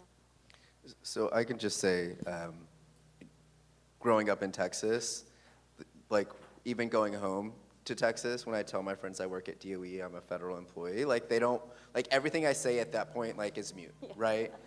And so I can tell them like, hey, I can save you $100 a month on your energy bill by giving you this rebate if you go through this, and they're like, oh, I don't care. So we need those trusted partners, as she mentioned. So we do try to work with MEPs because they are the Manufacturing Extension Partnership, because they can be a conduit that are in every state that can have that discussion with those small, medium manufacturers. This is a great grassroots opportunity. I am very cognizant that I don't want to be representing the federal government to come in and say, like, here, like, you should be doing this, right? So having those relationships at the federal MEP level, it's really hard, I've only been in DC for 7 years, but like reminding myself that I shouldn't be parachuting down into communities and trying to tell them, like, here, take this funding. But we also we have limited access to folks like you that are living, you know, eat, pray, work, and play in these spaces. So would love to continue to and maybe connect after this. And I would add on, you know, fielding all of those questions. We get them at Treasury all the time, and we don't have regional staff, right? The IRS is not going to answer those questions because it's tax advice. One of the things that we're trying to encourage more of is just that pro bono legal assistance. Lawyers for Good Government has been wonderful in helping assist a lot of those types of questions that you might get where you don't want to necessarily say, yes, this qualifies, no, it does not, but you can't send them to Treasury either. The Congressional Progressive Caucus Foundation has also been doing a lot of this work too. So we're seeing some third-party nonprofits and legal organizations kind of step in to take those requests. Now, ultimately, if you're going to need more technical assistance, you'll have to seek out a tax attorney to help you understand whether or not your project meets the statute. Same with 48C, right? If you want, we're seeing a lot of folks who provided technical support on applications. That space is only going to continue to grow. But I would agree with what Zach said. In addition to the grassroots approach, I think at Treasury we're taking a tops and roots approach. So I recently did a webinar with the National Association of Manufacturers. I'll do another one with the Motor Equipment Association of Manufacturers, thinking of the big national partners. But we really recognize that the state groups are the ones that drive the engagement. And we also recognize that these small businesses and these tier 2 and tier 3 suppliers, they don't have staff to send in the middle of the day to listen to me talk about these programs for an hour. So we also want to meet these guys where they are. And that's where collaborating and keeping that line of communication open on how we can best inform the constituencies you work most closely with is what we're here to do. I'll make one other push on how we're approaching that, and that's a month or two ago, Secretary Yellen announced a 150 cities tour that Treasury will be leading. So for the next few months, my colleagues and I in the program office are going to be going to 150 cities that are the highest poverty, lowest capacity places in the country to talk about federal resources, specifically IRA tax credits that can help bring them out of that space, revitalize their communities and their workers. So we're going everywhere, right? So if you are interested in being part of this tour, we're using the tour to anchor the state and local engagement, but we want to build other engagements outside of that with the private sector and nonprofits. And the work is really just beginning. We were in Pennsylvania last month. We'll be in Ohio and Michigan in the coming months, but the list is expansive, and I'm happy to provide more information if you're interested in being part of that Treasury Roadshow as we continue to work through that engagement. Kenya, thanks for the question, and thanks for being here. And, I'll just reflect that the IWG, I think we bring a bit of a unique value in terms of the interagency coordination and also the place-based focus, whereas our agency partners can really focus on where their, equities are. And we, after building sort of an infrastructure for the last couple of years with communities and workers in these geographies, this last 12 months we've really focused on working better with states and with the private sector. And we would love to work with you to continue to enhance that. We know we haven't talked to everybody. But in the meanwhile, if anybody does want to have a consultation, have a follow-up conversation, we have a rapid response team here in this geography, so you can reach out to them. They can coordinate with DOE and Treasury to answer your question. We'll have to stay out of giving out tax advice, but we can certainly point people to public information. And we can also have questions submitted through the proper channels so they can be responded to formally. And then the other thing is that at the IWG, we have a navigator service. So if anybody wants to send an email to contact@energycommunities.gov, we'll send you back an email response if need be. We can get on a 30-minute Zoom call and try to help triage whatever your questions are. I have a question from the live stream from Todd Akes, who asks, can you explain how new elective tax credits allow county, city, and quasi-governmental agencies to be the lead project applicant and benefit directly from IRA tax credits? Absolutely. So the question reference is referring to elective pay. I touched on this very briefly in my opening remarks. But elective pay is a new monetization mechanism. It's brand new. It was created by the IRA, and it is a means to claiming 12 of the underlying IRA tax credits that hit a range of issues: fuel cell manufacturing, production investment tax credits, energy generation, manufacturing, and vehicles. Again, 12 credits across all kinds of industries. So elective pay is not a tax credit, it is a means of getting a tax credit. So if you are a state and local government and you are going to put, let's say, solar panels on City Hall, or so a city government putting solar panels on City Hall, you can get a federal tax credit for that. So you would go into a brand new site called IRS Energy Credits Online. This was built just a couple months ago by IRS, thanks to funding in the IRA, where you would provide all kinds of information about the project after it's placed into service, receive a registration number for the IRS, and then put that registration number on a Form 990T. And you would provide that form to the IRS, and if you meet all of the conditions of the underlying credit, you would be given that tax credit.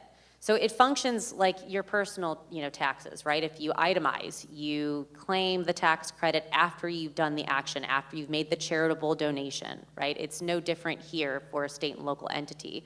The difference is they are, engaging with the IRS in a way they never have before. So we're really excited about this. We've seen a lot of interest already. We've seen almost 400 entities pursue elective pay this tax filing season. We'll have more to say on what it looks like. This is the first year it's available. This is really our bellwether year. So when tax filing season data comes out, it was just tax day, so we'll hopefully have that in the coming weeks.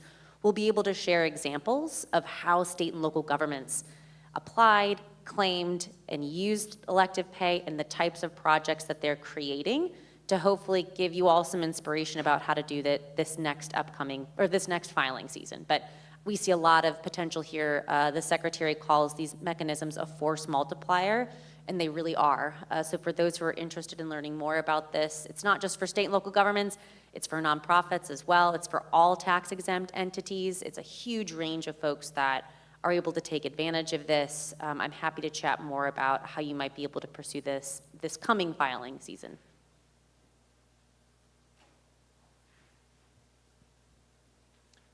I just want to say thanks again and reiterate, coming to Evansville is fantastic. This community has an incredible supply chain of talented people, metal workers, plastics, kind of the heart of the injection molding world. question I have is about building a new facility or renovating an existing facility. The different uses of funds that go into something like that. The SBA I noticed is here, which is fantastic. Working capital versus investment in the building. And I was curious how the loan programs office kind of fits into what you guys are doing. But working capital, for example, or licensing a technology that we're bringing into the United States to manufacture here. Could you kind of address some of those different components that sometimes, like, under a 504 program, you can't use working capital or under an industrial development bond. So I'd appreciate if you could kind of go into some detail on the different elements.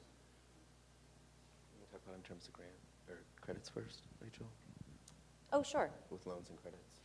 Yeah. So I think, so for all of the underlying tax credits, there are, of course, different restrictions in how you can braid and blend and stack. If you are an entity choosing to claim elective pay, so if you're a state and local government, nonprofit, tax exempt entity, there's a special rule with elective pay where you can stack that tax credit with grants and loans of any kind. It's very generous.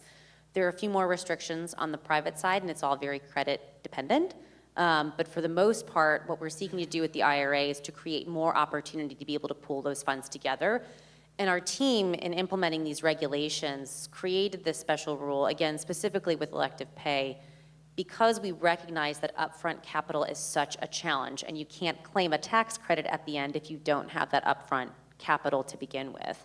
But we have limitations in what we're able to do because we're just talking about the tax code, and that's Treasury's piece of the clean energy pie. So if you, Briggs or Zach, want to talk a little bit about some of the programs you all offer in the loan program office.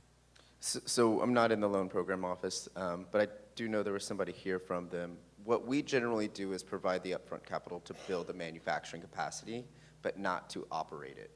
And in fact, I will say that you can't stack, at least traditionally with our office and LPO, we have not allowed to stack loans and grants because you're using, in some way, you're using federal funds with other federal funds. If they are two, I will say, so for the same project, right? If you have a line A that you got a loan for, and then you have a line B that's creating something different, you can get the grant on line B and not on line A. So you can use them for different lines under the same facility technically, but not in retrospect. Do we have someone from LPO here? So would you like to maybe just mention a little bit about the 1706 program, particularly for this audience, which is a program for loans on fossil fuel repurposing, as well as maybe answer the gentleman's question? Sure. Yeah. Hi, I'm Steve Boyd with the Loan Programs Office. I was added kind of late to the program here, so thanks very much. So the EIR program is the Energy Infrastructure Reinvestment Program at LPO, and it's focused on the ability to upgrade grid and improve around sort of conversions of coal plants, these kind of things. Now, to the point about stacking of credits and that kind of thing, so within the LPO, we can, project budgets can have tax credits within them. We can also have end-use rebates, but other forms of federal support can't be within the project budget. However, for example, federal grants can be used to do planning. And so if we can creatively separate out the funding around planning or other aspects of a project, it can be possible to do certain things like that. But yeah, 1706, that program is most applicable to this kind of, to some of the kind of opportunities you have in this region. There's some other programs we have that are useful as well. And I don't want to take too much time here, but I will be at the next office hours and be around today. So please come see me about opportunities. Now, one thing to note about LPO is that we're farther along in the total sort of process of funding companies in their cycle of development. So our projects are aimed at things over $150 million in size, so large scale. So in terms of how this can apply to smaller opportunities, we're talking with a number of the states about ways to aggregate projects together. So we're talking to the Indiana Economic Development Corporation, for example, to the Illinois Finance Authority, and to some of the folks in the Kentucky Governor's Office about various ways that LPO can support programs in aggregation. So if you want to repeat a little bit more about your LPO interest, though, Why don't you and I catch? Yeah. Right.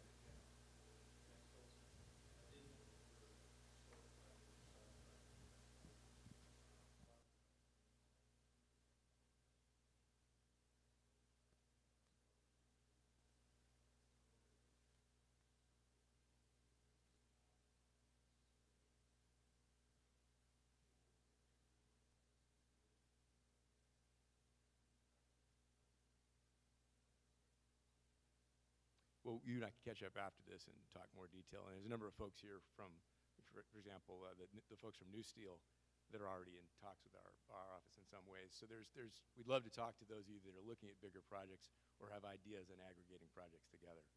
But I don't want to take too much time here. Thank you very much.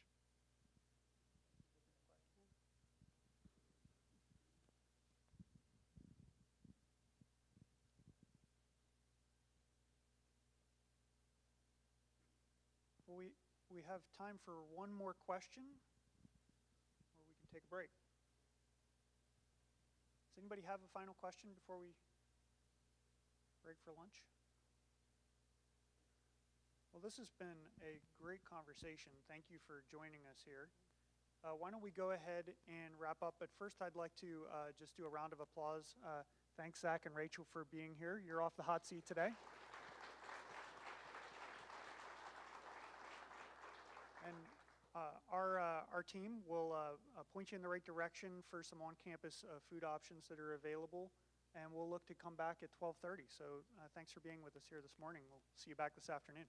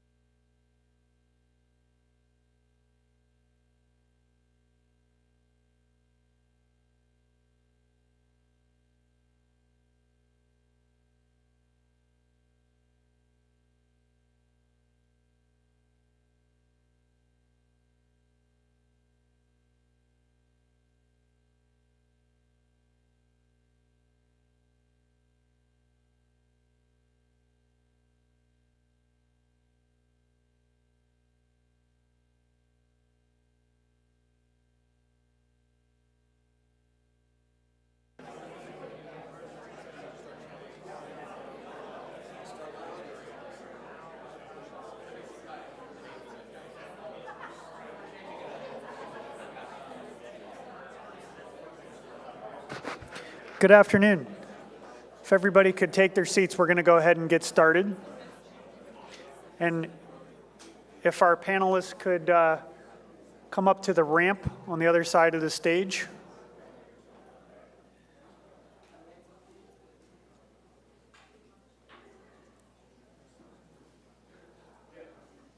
All right. Well, I hope everybody had a good lunch and enjoyed the opportunity to do some networking and hopefully is building some projects in the pipeline.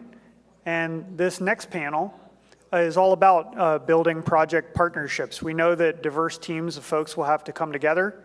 And so you're going to hear different perspectives about how different kinds of entities can participate and come together on project teams, whether it's for 48C or other kinds of projects. Our moderator is going to be our state director from Illinois, Betsy Dirksen-Londrigan, and the leader of our Illinois Basin Rapid Response Team. And panelists, why don't you come on up and take a chair? Good. Hey, everybody. Everyone have a good lunch? I know, it was excellent. I would be, I wish that they would have had that food like that when I was in college. I don't know about y'all, but my dorm in college, one time I saw them bringing the meat in, you know, like off the trucks. And I am not making this up. My hand to God, the box was marked grade D, but edible.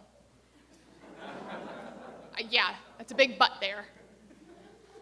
So we're excited to be here. Again, I'm Betsy. I am the administrator for Rural Business and Cooperative Services, which is one of the 3 agencies that make up the mission area for rural development with U.S. Department of Agriculture.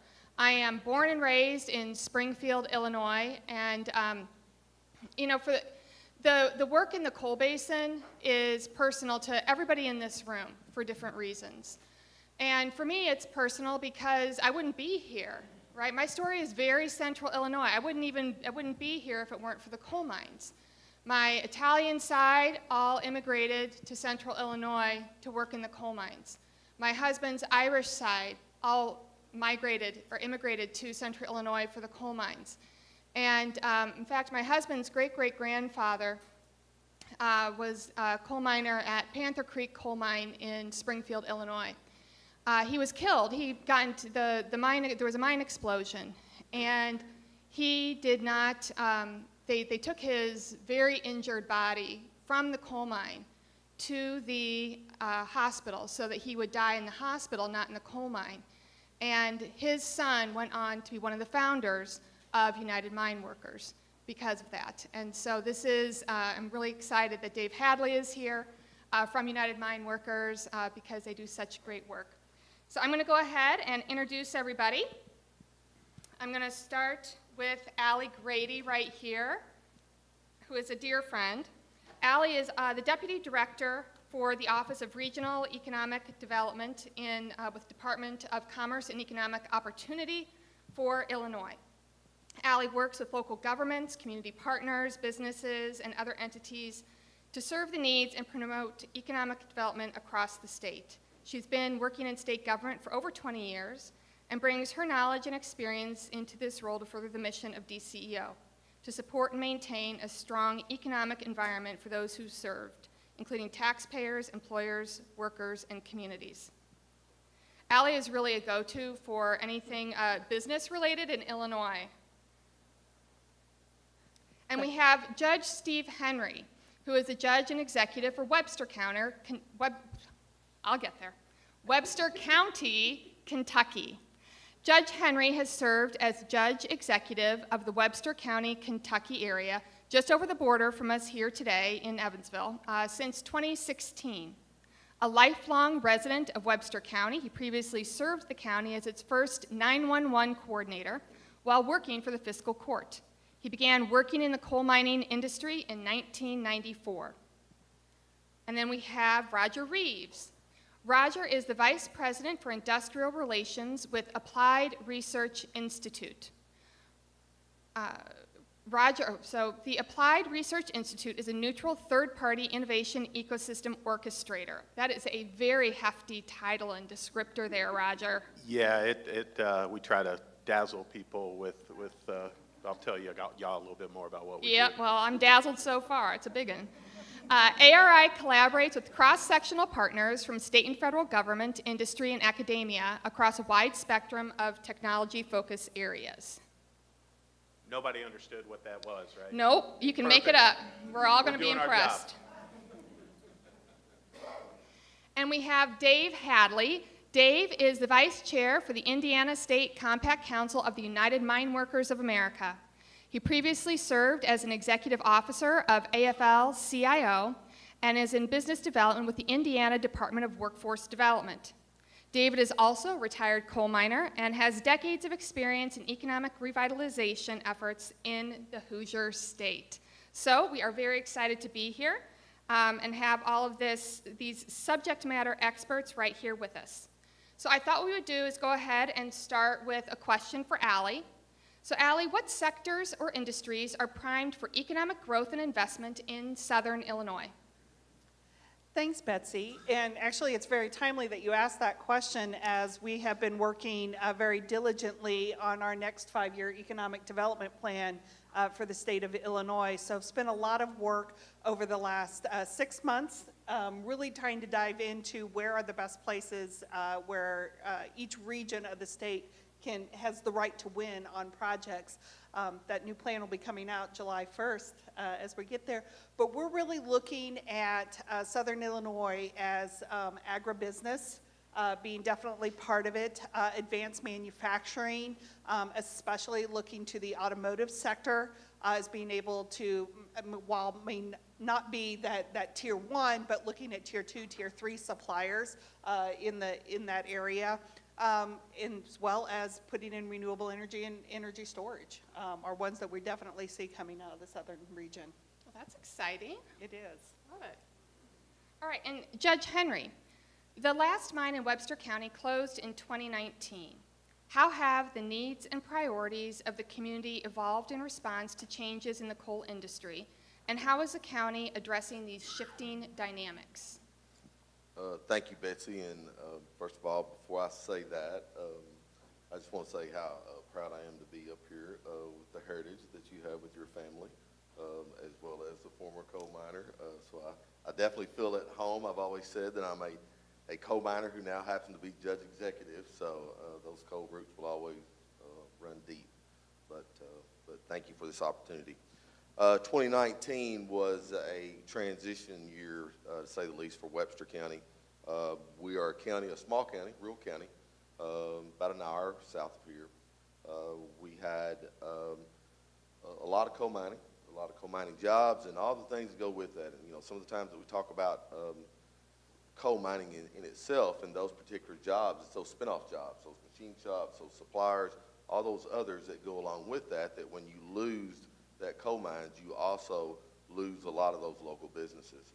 So we've seen that transition happen, and for someone that deals within tax money and having to provide services, we saw a huge part of our tax base leave, while at the same time, none of our costs or services that we have to provide left. And if you are from a coal community and you've experienced this, you know that you have an obligation to your people, right? I mean, that's the first and foremost. You know, we're here to serve others. That's the reason that we're here where we are today, is trying to help people. And for me to help my community and be able to do that under those circumstances, I'll just say has been a little hard at times. But the great thing about it is there's always people there to help you if you're willing to reach out, whether it's the Energy Communities, which I have done and was at Carbondale, and probably one of the best decisions I made was to go to that particular meeting there, as well as our area development districts, the other counties, to find ways to come together and solve this problem, because it's not just Webster County's problem, it's a regional problem.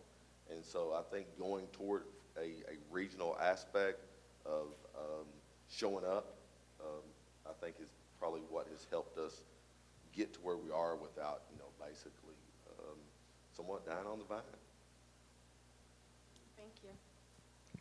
All right, and Roger, what inspired the creation of ARI, and how has your organization evolved through the years? Yeah, thank you all for having me down. Thank you, Patrick. I was the consolation prize on maybe a more prolific panelist, but I'm glad to be here with you all. Betsy, I was prepared to talk about Caitlin Clark and the WNBA first draft pick, but I'll answer your question instead. Wrong state, friend. Yeah, sorry. Well, kidding. We all love Caitlin Clark. The ARI started out, we have offices in Bloomington, Odin, Indiana, right in Westgate, across the Crane, and then an office in Indianapolis, which is where I work out of. However, I was born in Mount Carmel, Illinois. That helps. But ARI was created through an idea from Governor Holcomb and then Secretary of Commerce Chambers to help corral Indiana's efforts, kind of herd the cats to go after some of these large federal grants that we knew were coming as a result of COVID and then just in general overall federal administration towards cleaner energy. So what we did is corral, so that was how we started and kind of what we do. We have two main goals. The first is the pursuit side for some of these grants, and we were successful in kind of a 3-for-3 approach on essentially $30 billion grant buckets from the feds, Department of Commerce, Department of Energy, and then Department of Administration delivering out these grants. And we corralled a lot of Indiana's resources because we were competing with each other previously, and we knew these were going to be transformational opportunities for us to change the landscape of the future with some jump starts from federal money on top of what the state has in our READY grant programs. And so we corralled everybody so we weren't competing with each other regionally to go after and get this money, because unlike Illinois, more similar to Kentucky, we're essentially irrelevant electorally in any kind of presidential race. We're not a huge population, 6.7 million people, and we are the wrong color on the political spectrum of what's going on in DC right now. So we kind of felt like we had to bring the best that we could to win these, and we were 3-for-3. So the hydrogen hub in Northwest Indiana was one of the major grants. We got about $1 billion where we're showing partnership with Illinois and Michigan for that. Then we also had the ME Commons, which was authored by Senator Schumer and then Indiana Senator Young, to create microprocessing chips, which you guys might have seen SK Hynix being awarding Indiana this new production facility up in Indiana by Purdue. And then the third one is Innovation Hub, which was also part of the Schumer-Young bill. That is really, we're focused on biosciences. So we brought all that together. So that's the pursuit side, to put Indiana's best foot forward as a state. And then we also help award, grant, and really administer those funds, because those three two of the three are about $1 billion each. And then the third one is yet to be distributed for the innovation hubs. So the IEDC gave us about $12.5 million. We've turned that into almost $1 billion of federal money. And then on the delivery side, we're administering those grants and making sure that people apply in the private sector are doing what the feds and they're chartered to do and doing it effectively. Great. So it sounds like the Inflation Reduction Act has had quite an impact on Indiana. Yeah, absolutely. And you know, Cindy and I were talking earlier over there, and somebody, don't let me forget my water bottle after I leave. But the big thing is working together, and my job specifically is to work with the local and regional economic development folks to also get connected to the private sector. And one of those examples that we talked about, Betsy, is that hydrogen hub is going to have one of our companies that was awarded that, or is participating in that grant, is going to spend about $10 billion retrofitting a facility in Whiting, Indiana. My guess is down here, being from Mount Carmel, Illinois originally, you guys know something about building pipelines and moving gas and oil around.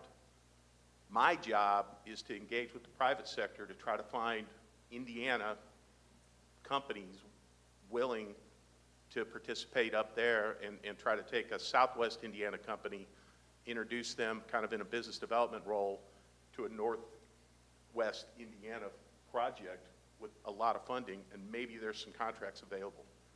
That's what I do specifically. Excellent. Thank you. Thank you. And Dave, I'm going to start with you with this question, and then I'm going to come at you with a second one, because I want to make sure that we're talking a little bit more about the partnerships that it takes to move big projects forward. So how do you ensure that your members have access to ongoing training and education to keep pace with technological advancements and industry changes? Specifically, thank you for having me here. Specifically, the idea of apprenticeships and partnerships with workforce development And the local training center, and my son's an IBEW, teaches a class at night, but the program offers at the apprenticeship school upgrade training. So for example, he and 2 other guys from his company took part in a program and got a certificate for charging stations for solar charging to keep current and continually upgrade their skill set for the company he works for. So that type of opportunity is there. They also coordinate with Ivy Tech and stay very closely in touch, all the building trades, and their apprenticeship programs coordinate through that. Excellent, thank you. So one of the reasons that we wanted to have a cross-section of people up here is because none of the efforts that are being made in the coal communities happen in isolation or in silos. It really takes a cross-section of people for any project that is germinated to really come to full bloom. And so everybody plays different roles in that. And so with that in mind, Dave, what can labor organizations offer to a project team putting together a project if somebody is considering like a 48C eligible project? What role does can labor organizations play in really bringing that to fruition? Number one is a skilled workforce. The continuing training that you talked about and asked, the idea that doing it right the first time instead of having it come back and have to be redone by the correct trained personnel has been very helpful in the local area. There was a time back for some of us older folks where there was always a struggle, and some of the companies were using lesser skilled workers, and after the 3rd time of calling and having to redo a project, they found out doing it right the first time with a higher skilled trained force, and that's where the apprenticeship programs come in. When you go through 5 years of training while you're working on a job, so you're adding economic benefits to the community, you're training and helping the company you work for, and you're providing that skilled workforce on an ongoing basis. Excellent, thank you. And Roger, what are some key considerations for private sector companies when developing long-term partnerships with transitioning communities? And how do you ensure alignment with community priorities? Yeah, from our perspective, one, workforce is part of every component that almost all those federal grants, because at the end of the day, it's a lot about jobs and having the right workforce to complete the tasks at hand. So that's number one. I imagine all of us would say that, and it starts there. But then also kind of having a vision for what's next and how to align that workforce with what's next. One of the things that I'm hearing a lot about of what's next, so we got those 3 grants that we talked about. That's great. We got to fulfill on those. But what's next? We've heard some things, interesting things that are going to involve Crane and Purdue and around quantum computing, which we talked a little bit about.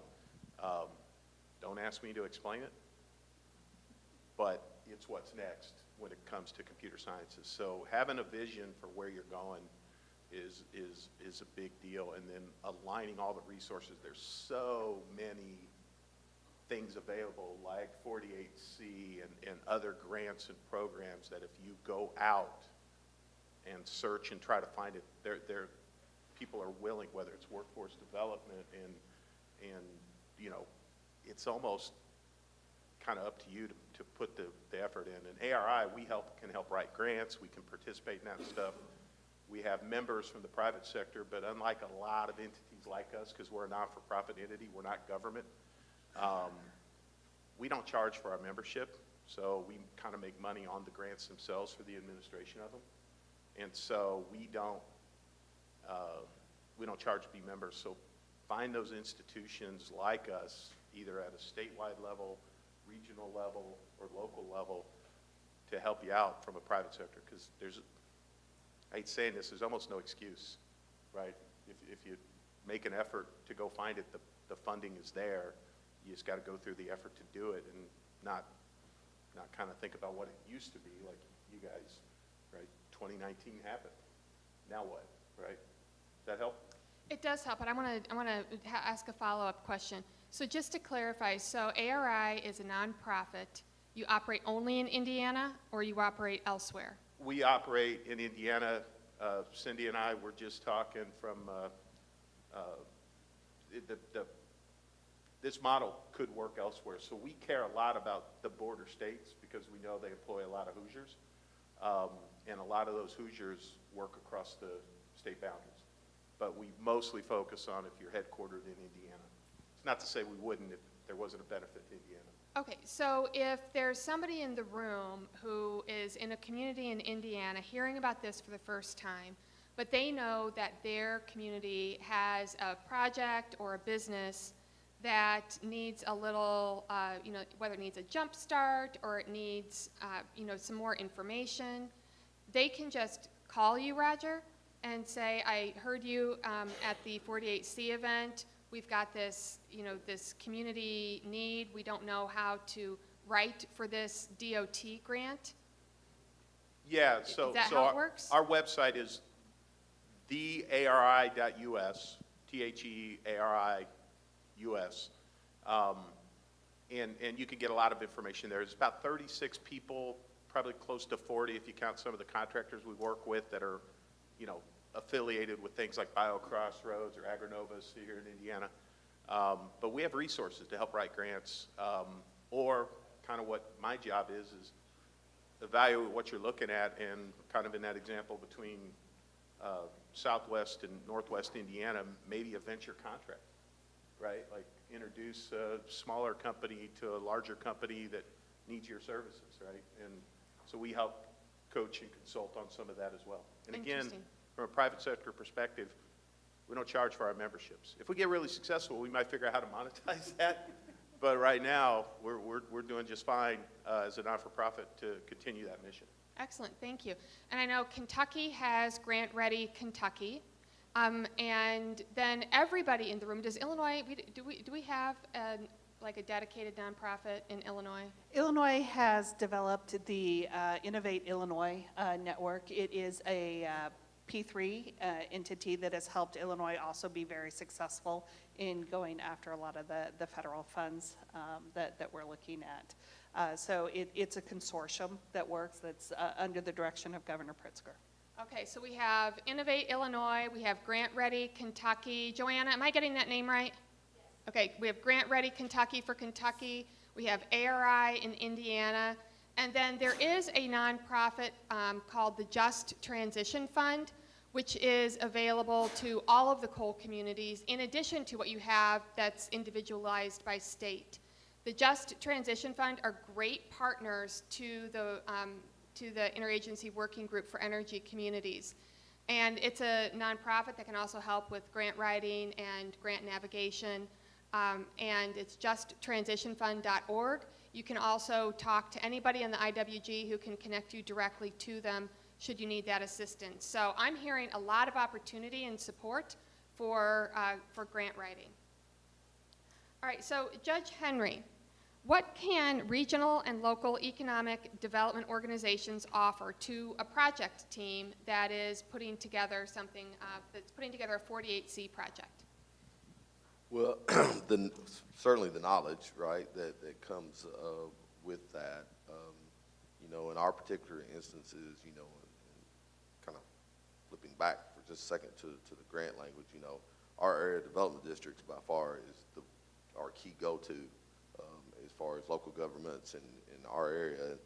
And Webster's been very fortunate to receive a brownfield grant that we have coming up, as well as some strategic planning from Delta Regional Authority. And it's a little harder for myself in my county because, again, in 2019, things started going the wrong direction. And just when I needed then, at that point, funds to be able to put into more economic development and more things in that manner, that's when my funding goes down. So one of the things that we're doing is we're in talks with partnering with an adjoining county, Hopkins County, and some of those folks are here today, very, very good friends of us, to look toward them helping us as well. So between the between GRAD, for me, as well as some of our other partners, we're going to look and see what is available. I-69, that corridor, the bridge, for those that are kind of local to here, knows that that bridge is coming across between Henderson and Evansville, which is going to open up our corridor. So all those factors in general, I think for us, is to reach out. That the 48C kind of puts a leg up for us. It gives us an opportunity, if we're competing with other communities within the nation, 48C somewhat gives us that opportunity to do something a little different and offer something that maybe other communities can't. So I look forward to us being able to help showcase that in our efforts to attract industry. Thank you. And Allie, it would be great if you could give us a perspective, because you cover the whole state of Illinois.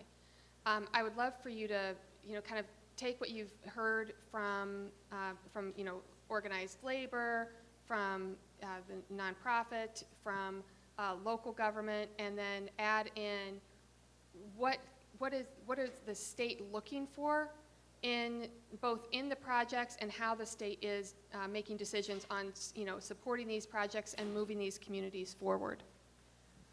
So I think there's a couple different ways that we're looking at this. And one thing I want to highlight with Illinois is while we are very, very appreciative of all the federal actions that are going on, Illinois kind of got started a year or two earlier with our Climate and Equitable Jobs Act that was passed in 2021.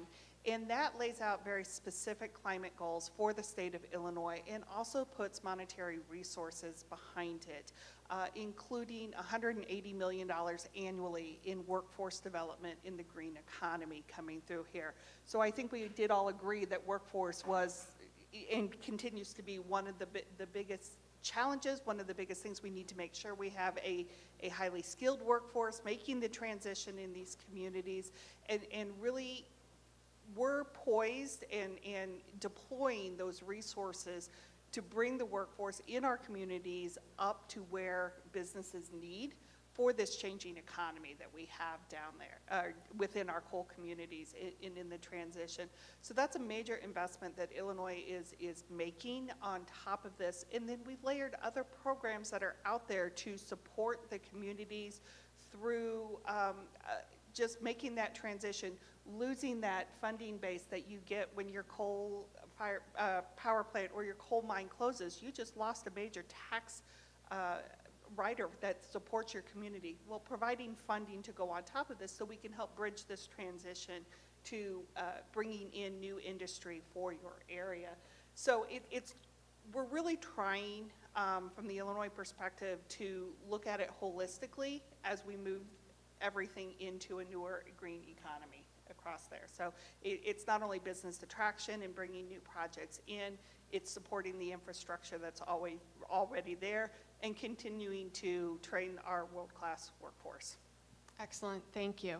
And part of what you're seeing up here is why when we do these different funding meetings around the Illinois coal basin, why it's so important to not try and go it alone, but to try and bring in as many partners as you can, because there's subject matter experts in all of these different areas. And instead of having to try and navigate everything, our community navigate everything themselves, then you can have people in the room and you can just turn to them, ask them, and they actually, you're not shooting from the hip, then they know what they're talking about.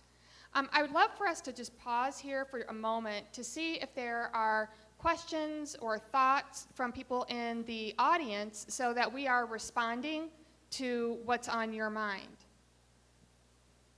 Otherwise, believe me, we can keep talking, but I thought I might ask your opinions first.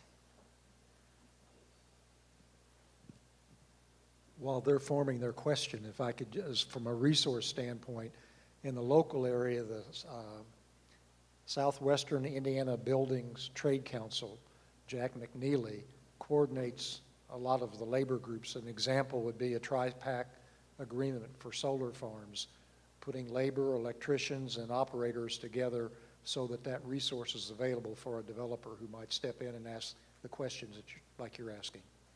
Excellent, thank you. All right, well, seeing no questions, we're going to go back, and I'm going to give a couple more. We'll just keep going.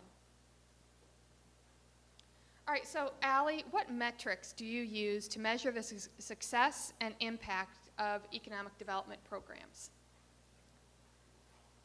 If you look on our website, it really comes down to jobs and capital investment coming through there. But there is so much more that goes behind just the numbers that you see, because there is that community impact that happens. Those indirect jobs are just as important to us as the direct ones that we are incentivizing.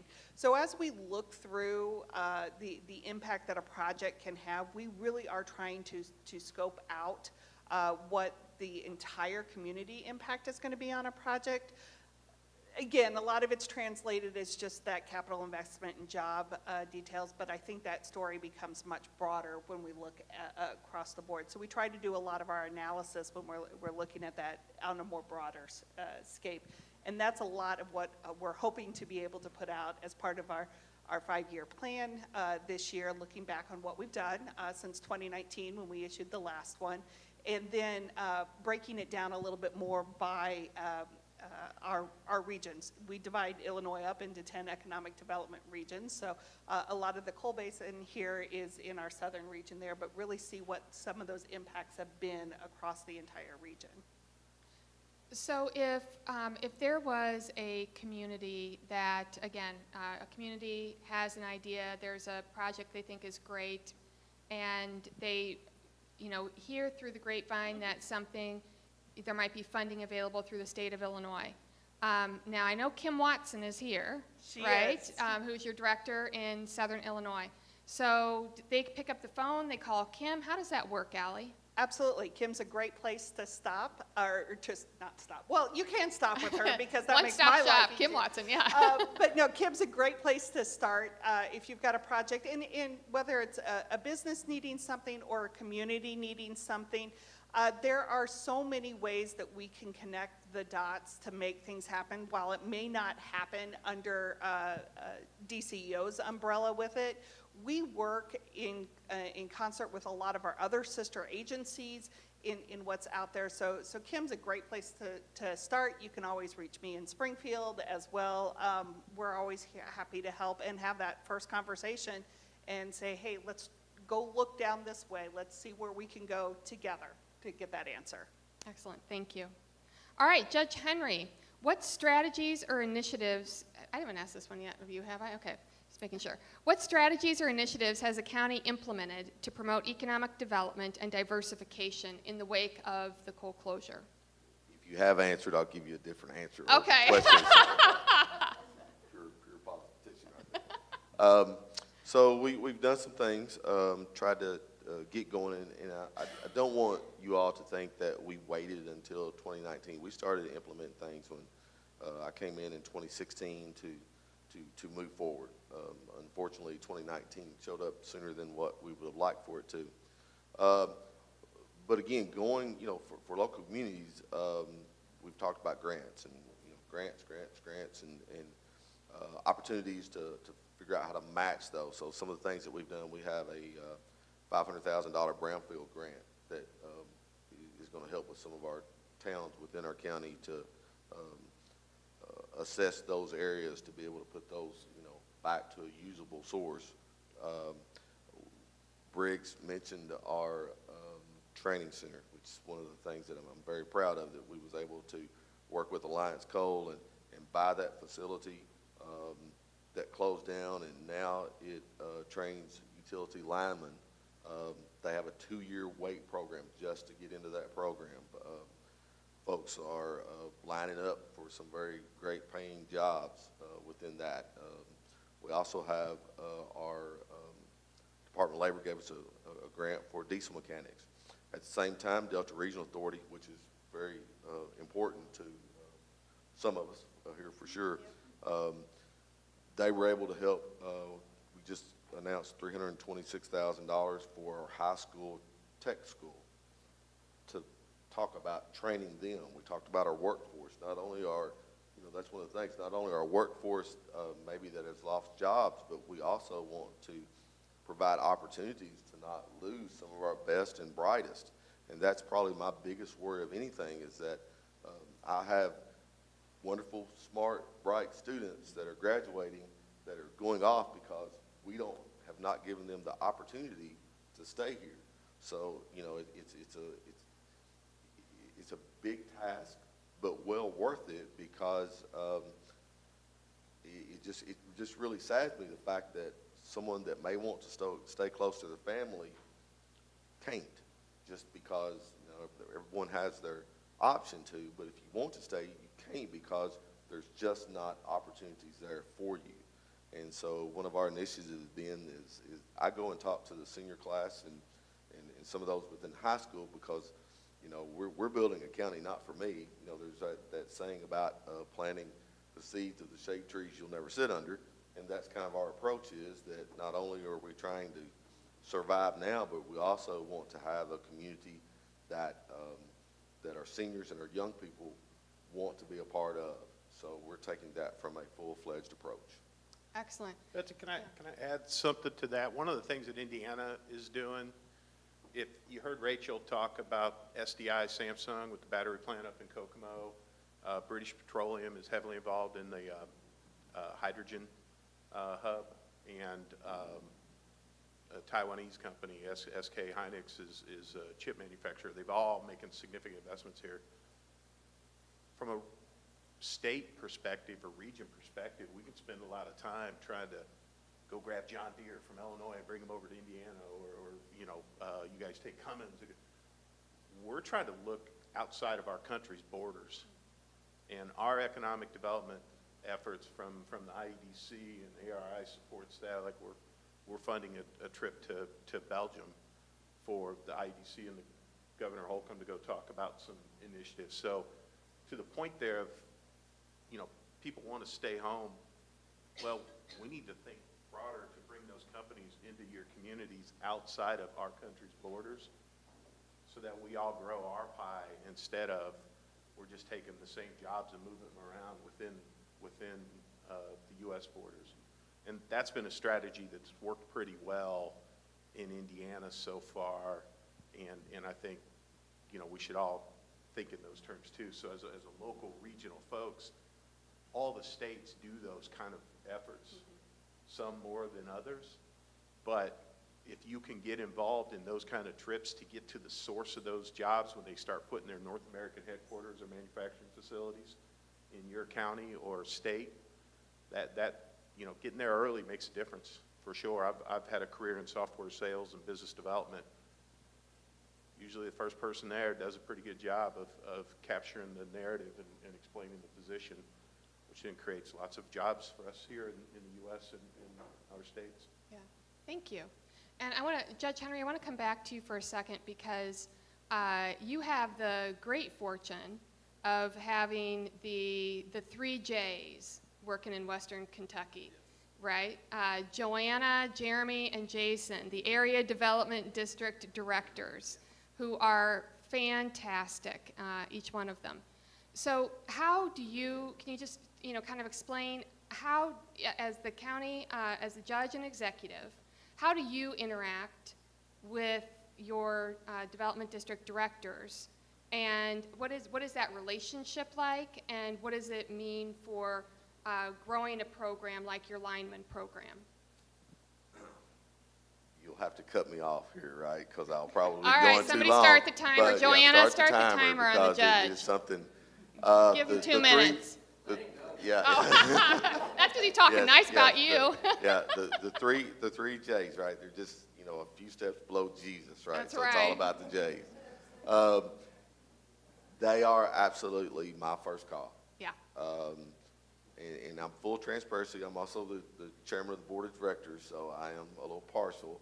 But before I was chairman, my first call was always to Joe, or Josie, as I say, because I knew that that's where I needed to go. I don't have the resources. Webster County does not have the ability to hire grant writers. We don't have and the thing about it is, with our area development districts and how important they are, is because they are involved in so much and they're so well known on a state level that they know the people to talk to.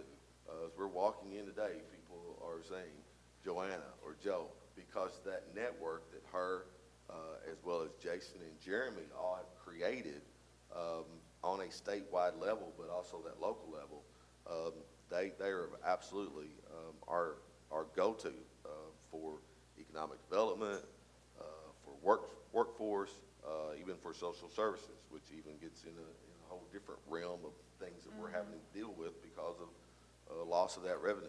But for sure, it's important to work with them. I know they're a little bit different. A council of governments is maybe what some of you all deal with, but we could not do the things that we've done so far without them. They're very important. Thank you. Roger, can you tell us some of the common challenges that you've seen when forming partnerships between companies and local communities that you know, and how they have been overcome? Yeah, I think it's the directional leadership of this is our goal, this is what we want, whether it's, you know, we're going this direction to create, you know, attract companies, and this is what we're going to make our statement. So you've got multiple entities all with a voice. We see that at ARI because we're dealing statewide, and for us to be successful for the 3 major grants that we've been awarded, you know, for us it was taking, you know, Purdue University, Notre Dame, and Indiana University, and convincing them that instead of Purdue partnering with Elanco and, you know, Agrinovus to compete with Eli Lilly and Indiana University and, you know, another entity, BioCrossroads or something, to go after very similar grants, was to kind of take the approach that if we partner together, we understand what the goal is and have a direction to go towards, then we're all going to win, versus in Indiana's history on a lot of those kind of things is we were getting 100% of nothing. And wouldn't you rather have part of something? And so that's it, and how we just spend a lot of time communicating and talking to folks about, let's go after this together. We can raise the water table for all of us and partner and still get where we want to go individually and collectively. Thank you. That's really helpful. And Dave, with the Inflation Reduction Act funding that has come through, and I think that Rachel and Zach were both talking about this earlier, that there's, you know, there are requirements in there for making sure that companies are paying prevailing wage. But, you know, and we also know that that funding is, you know, it's going to run out. So for you, looking ahead, what do you see as future opportunities and challenges for skilled workers and your role in driving economic development? The first word that comes to mind is efficiency.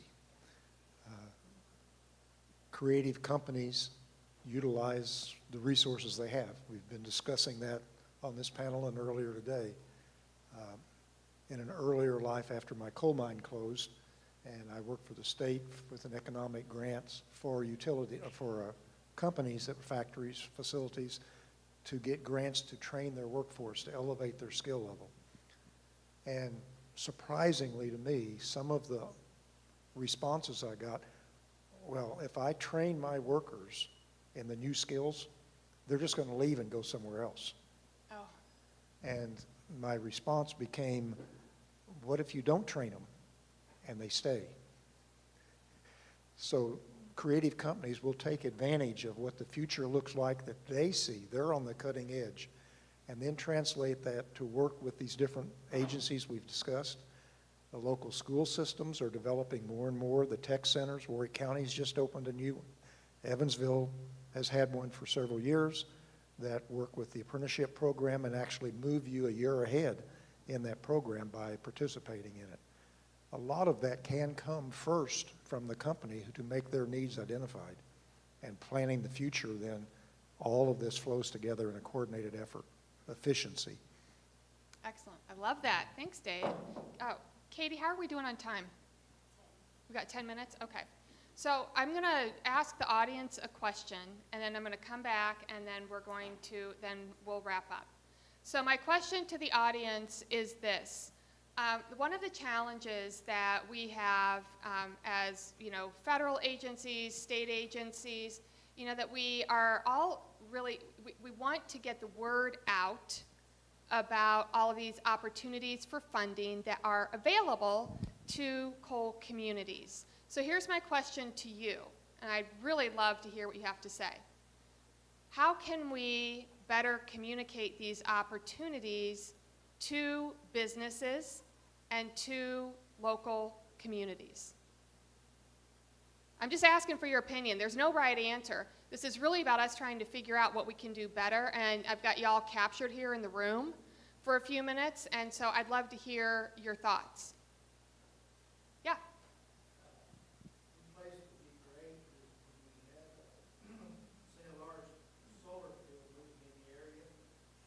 Consist of several county board meetings, which I've been involved in, and there are so many myths, misconceptions, and unrealities because people don't want to see it, or it's different, or it's what took our coal mines away, that we need a lot of support for those county boards and the county decision makers to see the truth about what's really going on instead of the myths. You bring up a really great point about the local governments. I'm going to ask you a follow-up question. Don't take the microphone away from him just yet. So one of the partners that we have that we try to keep informed and bring into things is the National Association of Counties, NACO. And NACO does a lot of work around economic development. But is that the avenue that you're saying that we need to take, or are you saying that maybe on a state-by-state basis, on a maybe even smaller basis, that are you saying that like Allie or Kim need to go into the county meetings and provide some education, or what exactly are you saying in terms of support? I think more if we had a support that a group that's trying to do something with renewables had that could publish or be involved in, maybe even, where we could say, here's what we're hearing, here's what we're getting hit with. Solar panels are going to ruin the environment. Birds flying over get killed from the radiation put off for solar panels. That's crazy stuff. I asked the question at one of the meetings. I said, what is this ground used for right now? I asked the farmer that was leasing the ground. He said, we raise crops on it. I said, they were talking about a setback. They wanted a 600-foot setback. And I said, how close do you farm to the road and to the houses now? 3 to 5 feet. I said, do you ever spray anything like Roundup or anhydrous ammonia on the fields? And they said, well, yeah. I didn't ask any more questions. I just left it at that. But that's how misconstrued it gets, that people think that we're running the ground, we're running this, we're running that. It's because it's the change. And so I think, to answer your question, the closer we can get to the source of the questions with the correct answers and the correct support, the better off we're going to be. All right, that's very helpful. Thank you. Yep, right here. Sorry, right here. Sir? Building on Dave's, I think one thing is to recognize that a lot of our local governments are part-time positions. Oh, yeah. And there needs to be a way, I think a lot of times we go to county boards and we go to mayors who are already taxed because they're running a full-time job and they're getting to the city hall at 6 a.m. To do 3 hours worth of work before they go to their day job. Building that structure out either in a way that like there's red flag emails, like this is really important, but I mean like the sea of emails that come through, how do you filter that in 2 hours a day or less? And also reaching out to some of the more structured, the staff structures of the counties. I think a lot of times we reach out to elected officials for things. They don't have the grasp on some of the things that maybe the city treasurer or the county treasurer has on things. And so I think some of it's understanding just the dynamic that the staffers may be more able to help navigate this than the elected officials sometimes. Excellent, thank you. All right, one more. From the state perspective, I think we would like to see a lot of customizable materials that, how am I going to say this? There's a difference between, like, the slides today are educational versus we have to get a lot of small businesses in the door into these programs, and that's really marketing and advertising in a way that you don't say 48C, you don't say qualified energy project. You give them like tangible examples to where they're like, oh yeah, my business wants to do, you know, an energy efficiency project to reduce emissions, or, you know, my business wants to get involved with a solar project, or, yeah, we've talked about hydrogen. But until you ask them, and this just, I used to do small business compliance assistance, until you ask them, do you have goals around this? You know, in your strategic planning, are you wanting to do projects like this? And they're like, yeah, I've wanted to do that, but we never had the money in our capital budget and our business to do those projects. Well, now we have programs to do that. I think right now it's still at a level that doesn't resonate with a lot of small and medium-sized businesses, and we're gonna have to take this message in a way that can get people in the door to the programs, and then a triage, kind of like, okay, well, you need to go here, you need to go, or you need a grant writer, or you need a, you know, a lot of what we do is connecting the dots of, oh, you want to do carbon project here, but they need carbon over here. How do we connect those dots? Yeah, that's a really good concrete suggestion. And Cindy is here. Customizable, something that, you know, information that is customizable that they can take away. It's something that we can definitely, you know, think through. Thank you for that, and thanks everybody. So as we wrap up, we're going to start with Dave, and we'll work this way to Allie. Here's what I would like to know in closing from you. What are you most excited about when you think about what comes next economically? I'm 74, so I think it's my kids and my grandkids.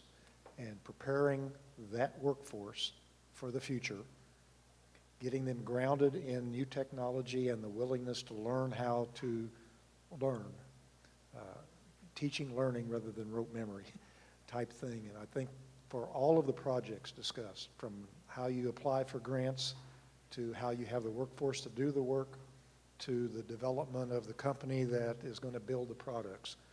You've got to invest in the future by investing in our kids. And to see the schools in Webster County or Warwick County or Evansville, Vandenberg, develop high school kids for something other than a college career, which is still important, but understanding there's other programs to tap into talent for the future.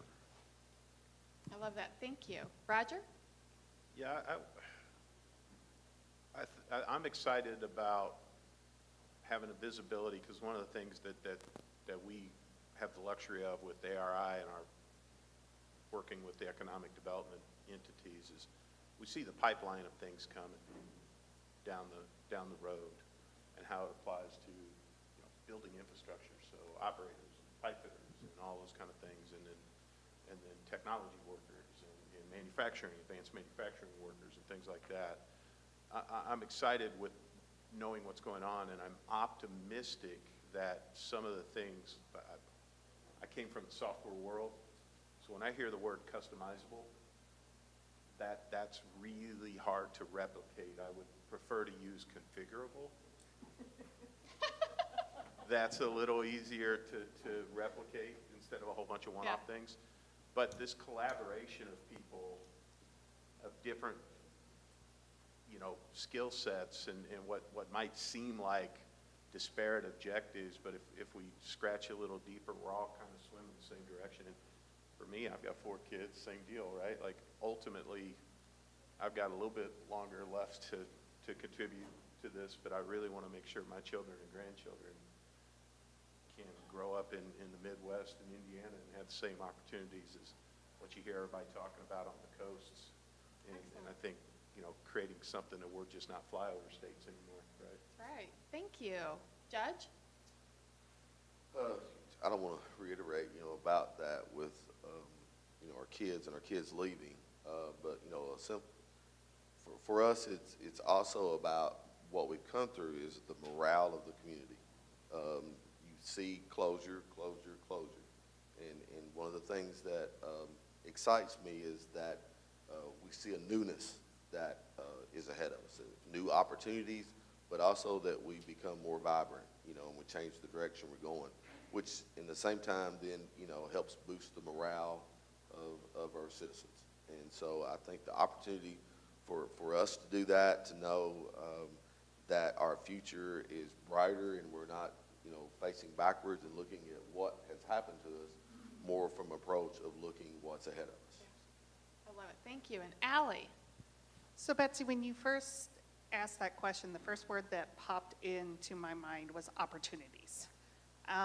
Both at the federal level and the state level out there is so much excitement about making these investments to onshoring technologies, again, back to the U.S., looking at foreign direct investment coming back in, looking at all the different ways that we can raise our communities up across the board, and that's what frankly gets me up and doing this job every day. So it's good for me, it's good for my communities, it's good for my kids, and maybe if I'm ever lucky, future grandkids. Mine aren't there yet, but that's what really excites me and gets me going. Thank you. And thank you all for being part of this panel, and thank you for the work that you're doing each and every day. And thanks to all of you for participating, for being here, and I hope that before you leave today that you are as excited about the work that is happening in our coal communities and the work that is yet to happen as we move on to and write our new chapter together. Thank you. Thanks, Betsy.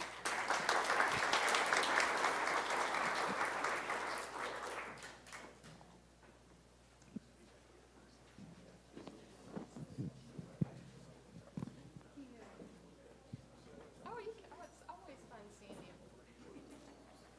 All right, I think Katie, if we leave this here.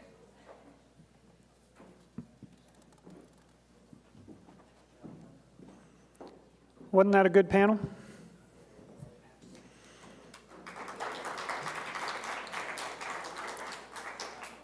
Not forgetting water bottles. Well, as we close out this segment and transition to our office hours that will immediately follow, I'd like to leave you with some closing remarks. First of all, thanks to our speakers and panelists. Thanks to you all for being here. I know a lot of you drove, many of you flew, and spent a lot of time out of your day, particularly those that maybe even have two jobs, as we heard in the previous panel. Time is really critical, and how you invest that. We certainly don't want to waste your time. We hope you've gotten a lot of value out of this.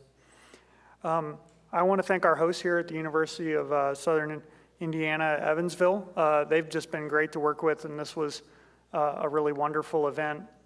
I want to thank DOE's Office of Manufacturing and Energy Supply Chains and the Department of Treasury for saying yes to this.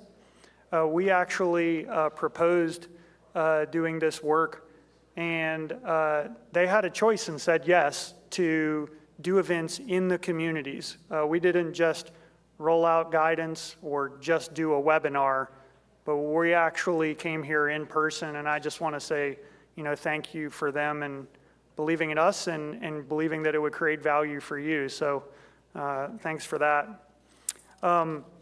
It really is all about people, and